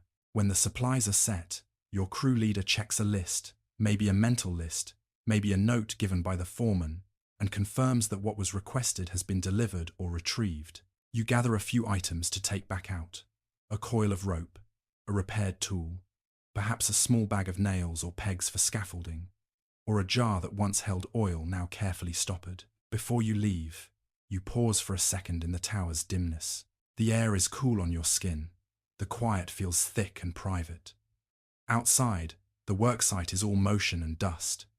Inside, time seems to settle. For a brief moment, the tower feels like a heart inside the wall, holding heat, holding supplies, holding the possibility of alarm and the possibility of shelter. Then you step out again into the afternoon light, and the wind meets you like a familiar hand. The ridge spreads wide. The wall continues. Your crew turns back toward the workface with the items you've carried, and you feel the day pulling you forward again, because even when you step into a tower to touch the wall's interior life, you are never far from the next load, the next repair, the next steady demand of stone and time. When you return from the watchtower, the worksite feels subtly different, not because anything dramatic has happened, but because you can sense the day beginning to lean toward evening. The sunlight has softened, and with it, the harshness of midday fatigue eases into a slower, deeper tiredness. It's the kind that lives behind the eyes and makes the world feel slightly quieter, as if sound itself is taking fewer steps. The wind comes back in gentle pulses, brushing across the ridge and cooling the sweat on your neck. It should feel like relief, and it does, but it also reminds you that warmth is temporary. Up here, the mountain never forgets how to be cold. Your crew leader distributes what you brought: rope, pegs, a repaired tool, and the work continues. But the pace has a different honesty now. No one pretends they are fresh. No one wastes strength on unnecessary motion. In the afternoon, efficiency becomes a kind of kindness. You're assigned back to hauling for a while, smaller stones and rubble to feed the core, and finish a course before the day ends. You lift a basket, feel its handle bite, and settle into the familiar rhythm again. Load, secure, carry, pour, return. Only now, each trip feels longer. The path hasn't changed, the slope hasn't steepened. It's your body that has shifted, as if the day has quietly added weight to your bones. Your calves tighten sooner. Your breathing catches on the climbs. When you pause to adjust the carrying pole, you feel tenderness on your shoulder where the wood has rubbed all day, and you know you'll wake with that sore spot as a reminder that yesterday existed. The wall around you seems to share the same slow pull toward evening. The stones hold the sun's warmth, but begin to give it back. The mortar seams, once bright, look duller now. Even the dust drifting in the air feels lazier, sinking sooner. You pass a group fitting stones into the outer face, and you notice their movements have become more careful, more minimal. One man lifts a block just a fraction, nudges it, sets it. Another applies mortar with steady strokes. Their eyes narrow in concentration. In the morning, mistakes feel correctable. In late afternoon, mistakes feel like a theft of tomorrow's strength. A foreman walks by and glances at the sky, not because he's a poet, but because he's counting light. He calls out a number, loads remaining, perhaps, or time to the next tally. His voice carries less urgency now, more insistence. Finish what can be finished. Close the day properly. Don't leave a half-done section vulnerable to wind and weather overnight. You feel that insistence in your own chest. There's an old worksite truth. Stopping in the middle costs more than finishing. A partially packed core can shift. Exposed fill can wash in a night rain. Tools left out can be lost. The wall wants a clean ending to the day, even if your body doesn't. You take another load. As you climb, you look outward through a crenel gap and see how far the ridgeline runs. The landscape is turning golden at the edges. Shadows lie in valleys like pooled ink. In the distance, a small column of dust rises and falls, perhaps animals, perhaps travelers, perhaps nothing. You remember the earlier alarm that wasn't an alarm, and you feel a faint appreciation for the way the wall keeps everyone half alert, half tired, balanced on that narrow frontier between ordinary and uncertain. There's a moment when your foot slips on loose gravel. Not a fall, just a quick skid that makes your heart jump. You catch yourself, grip the rope, and steady the basket with a sharp inhale. The man behind you pauses, giving you space without comment. This is the kind of solidarity that doesn't announce itself. It simply makes room. You continue. The sun lowers, and the wind grows cooler. You feel your sweat begin to chill on your back. Someone pulls a jacket tighter. Another wraps cloth higher around his neck. The walls, microclimates, shift quickly now. Warm on the sunlit side, cold in shadow. And you move between them as you move along the path, as if walking through invisible curtains. Your crew leader calls for a brief check. He looks at hands, at shoulders, at the pace. He doesn't want injuries at the end of the day. Injuries, late, feel especially cruel, like being tripped just before you reach a door. He speaks in a practical tone about footing and load size. Take smaller baskets if your legs are shaky. Better to make 2 lighter trips than to take 1 heavy trip and fall. It's not compassion in the modern sentimental sense, but it is a kind of care that has grown out of experience. The wall eats mistakes. You switch to slightly smaller loads, and you feel your breathing become more manageable. Your pride doesn't mind. Pride, by now, is too tired to argue. As the light thins, the soundscape changes again. The thud of tamping slows. The calls become shorter, more clipped. People save their voices. Somewhere, in a tower, you hear a faint metallic clink, perhaps a guard adjusting equipment, perhaps someone moving a pot. Small domestic sounds begin to creep back in around the edges of labor. like evening reclaiming its territory. You notice the way the wall looks now, how its stones catch the low sun and glow, while the trenches and seams deepen into shadow. It's beautiful in a quiet, indifferent way, a beauty that doesn't soften the work, but makes it feel part of something larger than your own sore shoulders. You remember, distantly, that people in later ages will travel to see this wall, will take their time, walking sections that you cross with a basket cutting into your palm. They will call it awe-inspiring. They will photograph it. They may speak of national pride or ancient genius. And those stories will not be entirely wrong, but they will be incomplete, without the smell of sweat and dust, without the rhythm of tamping, without the small slip on gravel that almost became a fall. Historians still argue about memory too, about how later eras, including modern times, have reshaped the meaning of the wall, selecting certain dynastic moments, especially the Ming-built stone and brick sections, as the Great Wall that represents the whole. Earlier earthen walls fade in public imagination. Local repairs vanish into the narrative. The wall becomes one symbol, when in reality, it was many projects layered over centuries. Your day is one of those layers. The foreman calls again. Final loads. Finish the course. Smooth the top where needed. Secure the tools. Prepare the site so that night can pass without stealing your work. You pour gravel into the core and watch it settle. Another worker spreads it. Another tamps thud. Thud slower now, but still firm. The wall's surface becomes more even, more complete. A small section of facing is adjusted. A stone nudged until it sits correctly. Mortar is smoothed. Loose debris is cleared from the walkway. The last light begins to slide behind the ridge. Your arms feel heavier with every motion. Your fingers are stiff. Your mouth is dry again, and when you sip, it tastes faintly of dust and clay, as if the mountain has decided to season your water. And yet, as the day wanes, something steadies you. The shared understanding that everyone is equally tired. No one is pretending. No one is performing. You are simply finishing. When you lift one more basket lighter than the ones from morning, you feel the day in it, like a second weight.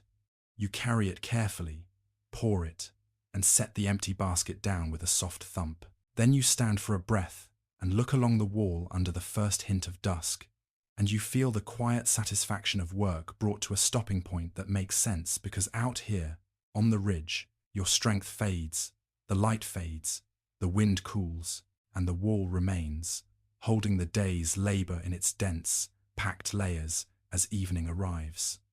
Dusk does not fall all at once on the ridge. It arrives in thin layers, the way dust settles after a day of pounding and hauling. First, the sun slips behind a shoulder of mountain, and the worksite loses its warm highlights. Then the shadows stretch and merge until the wall seems less like a bright line and more like a dark spine against a fading sky. The foreman calls the end the way he calls everything: practical, unromantic, final, and yet, even endings require counting. You gather with your crew at the edge of the workface, where the path widens slightly. The air is cooler now, and your sweat has turned into a faint chill under your clothes. You pull your wrap tighter, not because you want to look dignified, but because you want your muscles to stay warm enough not to cramp on the walk down. Someone brings the tally board or the bundle of tokens. The register keeper isn't always present at the workface, but the day's accounting always is. Loads delivered, courses completed, repairs made, tools returned. The wall's progress becomes numbers again, and the numbers become the story the state will hear. You stand in line and listen, half present, half drifting. Your ears catch your name, or your unit's name. Spoken not with intimacy, but with certainty. You answer, and you feel the small weight of being recorded alive, accounted for, still here.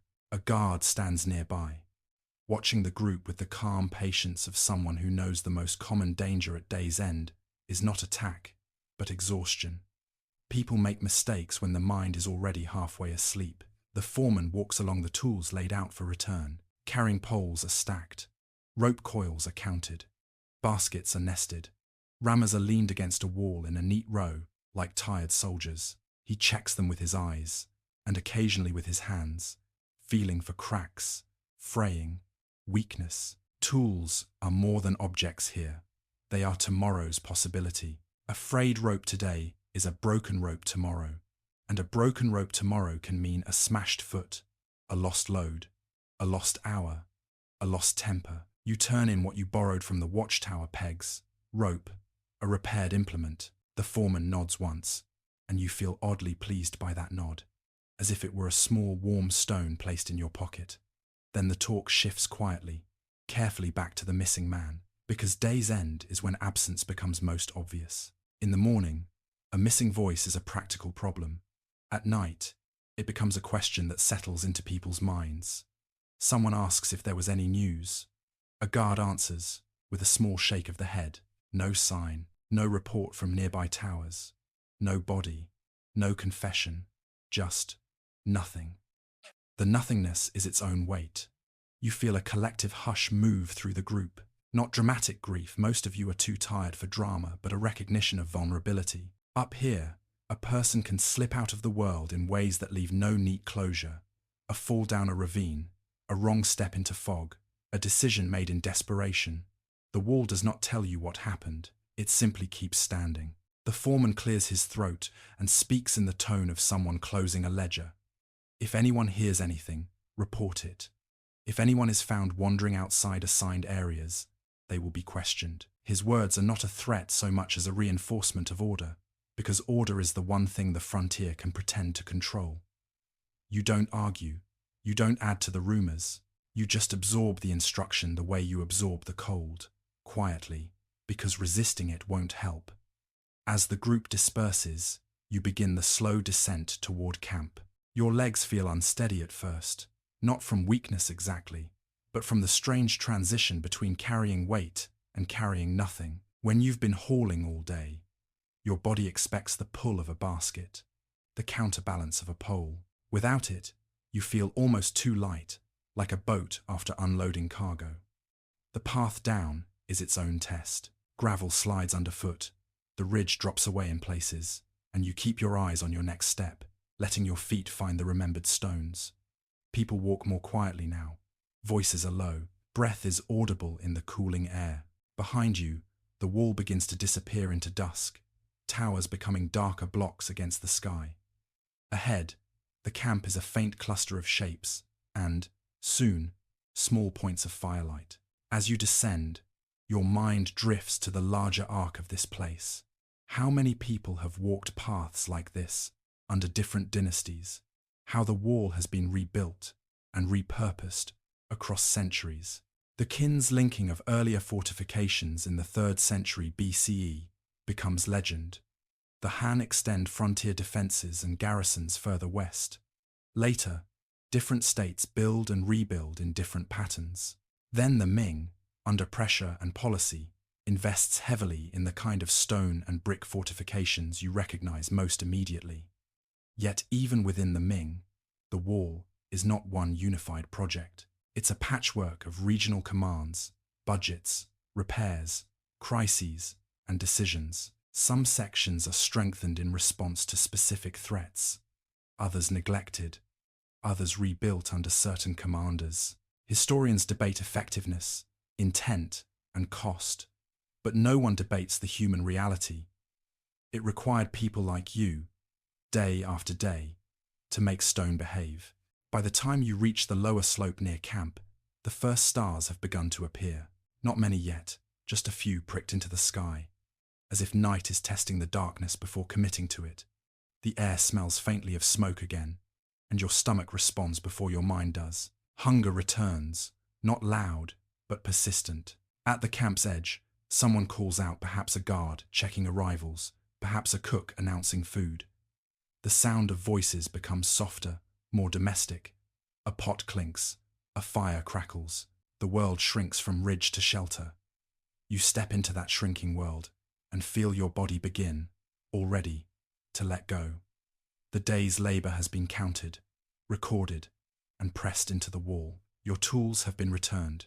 The workface has been left as stable as the light allowed. But one name is still missing, and that missingness travels with you into camp, like a quiet stone in your pocket, heavy enough to notice, small enough to carry. You sit for a moment near the fire, hands out toward warmth, and listen to the camp settling. Somewhere above, on the ridge, the wall fades into shadow and stars. Somewhere beyond, the frontier remains wide and watchful. And here, at day's end, you feel the strange mix that defines this life. Relief that you've made it through another day, and the steady awareness that the wall does not promise tomorrow will be the same. Night gathers fully while you sit near the campfire, and the heat on your hands feels almost luxurious after a day of wind and stone. The flames crackle low, fed by brushwood that snaps and settles into glowing coals. Smoke threads upward and then flattens when a breeze slips through the camp, carrying the scent of ash and cooked grain. Someone hands you a bowl millet again, thickened with whatever the day has spared. You eat slowly, because your body is tired enough that even swallowing feels like an effort you want to savor rather than rush. The first mouthful is warm, and warmth, you realize, is the true currency on a ridge. It buys comfort. It buys sleep. It buys the feeling that tomorrow might be possible. Around you, the camp speaks in murmurs. People talk less now, because they have already spent the day speaking through their muscles. Laughter appears occasionally small and quick, like a match struck and blown out. Someone makes a gentle joke about how the wall doesn't move, yet somehow you feel like it chased you all day. A few tired chuckles ripple, then fade. You look up, and beyond the camp's dim lights, the wall rises again into darkness. Watchtowers punctuate the ridge like silent sentries. A faint glow flickers in one of them, maybe a lamp, maybe a small fire tended by a guard. The wall at night is a different creature, less visible, more imagined. A line you know is there because it has been under your hands all day. If you listen carefully, you can hear little sounds from above, wind sliding along crenellations, a distant boot scrape, perhaps a short call between towers. The signaling system sleeps lightly. Even when no smoke rises and no beacon flares, the readiness remains, stored in dry fuel and practiced eyes. You finish your bowl and set it aside. Your fingers feel stiff. Your palms ache in that deep, satisfying way that says you've used them honestly, and they're not sure they approve, but they admit it was necessary. The missing man's absence returns in the quiet, because night is when thoughts grow louder. Someone asks, softly, if any news came from the ridge. A guard by the fire answers with a small shake of the head, still nothing. A phrase is spoken something like the mountains swallowed him, and no one corrects it, because the phrase contains the kind of truth people can live with. Not the full truth perhaps, but a truth shaped like a lid you can close. You feel a gentle, complicated sadness, and you let it be gentle. There is no use turning it sharp. You think of how many lives along the wall's long history have left only faint marks, a line in a register, a scratch on a tower wall, a remembered name that fades after a generation, and yet the wall remains. You glance toward it again, and you realize that in your own small way, you are part of that continuity, not in the grand, heroic sense that later stories like to sell, but in the plain way of ordinary days stacked one upon another. Today's tamping becomes tomorrow's footing. Today's repair becomes next winter's stability. The work you did is now inside the wall, invisible, supporting the stone everyone can see. Historians, looking back, still argue about what the Great Wall ultimately meant, how effective it was militarily, how it shaped border society, how later eras reshaped it into symbol and myth. Some emphasize its limits. It could be breached, bypassed, undermined by politics and internal weakness. Others emphasize its real functions, channeling movement, supporting patrols, enabling signals, protecting certain routes and towns.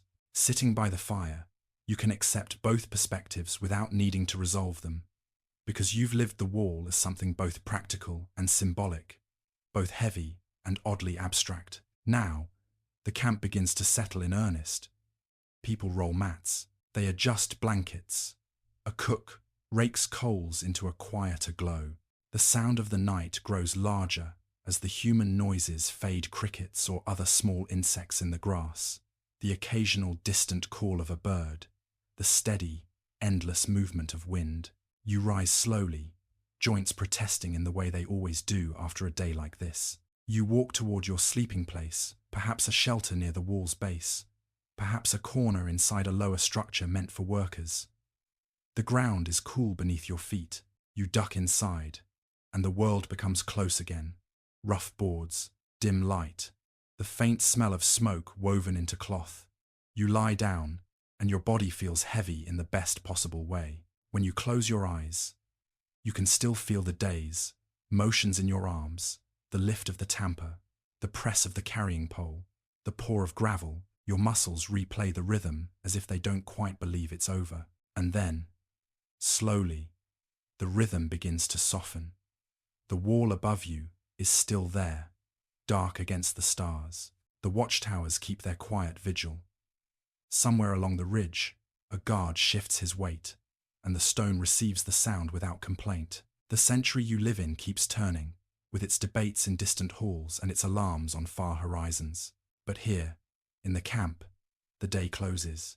You breathe in, you breathe out. You let the wall hold its own weight now, and you let your own weight sink into the mat, into the earth, into the simple safety of rest. The fire outside lowers itself to a gentler glow, more ember than flame, and the camp's edges blur into darkness, as if someone has softened the world with a careful hand. Your breathing finds a slower pace, and the ache in your shoulders becomes less like pain and more like proof that you are allowed to stop. In the distance, the great wall rests along the ridge, its stones cooling under a quiet sky. The watchtowers stand like calm, square silhouettes, and the spaces between them feel filled with night air and old echoes. You imagine the day's dust settling into cracks, the last warmth fading from sunlit bricks, and the mountain's own patience returning steady, immense, unhurried. Below, the pathways you walked all day grow still.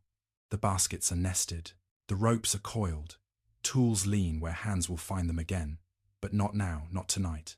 The talk has quieted, and even the rumors feel too tired to travel. Somewhere, a pot is set down gently.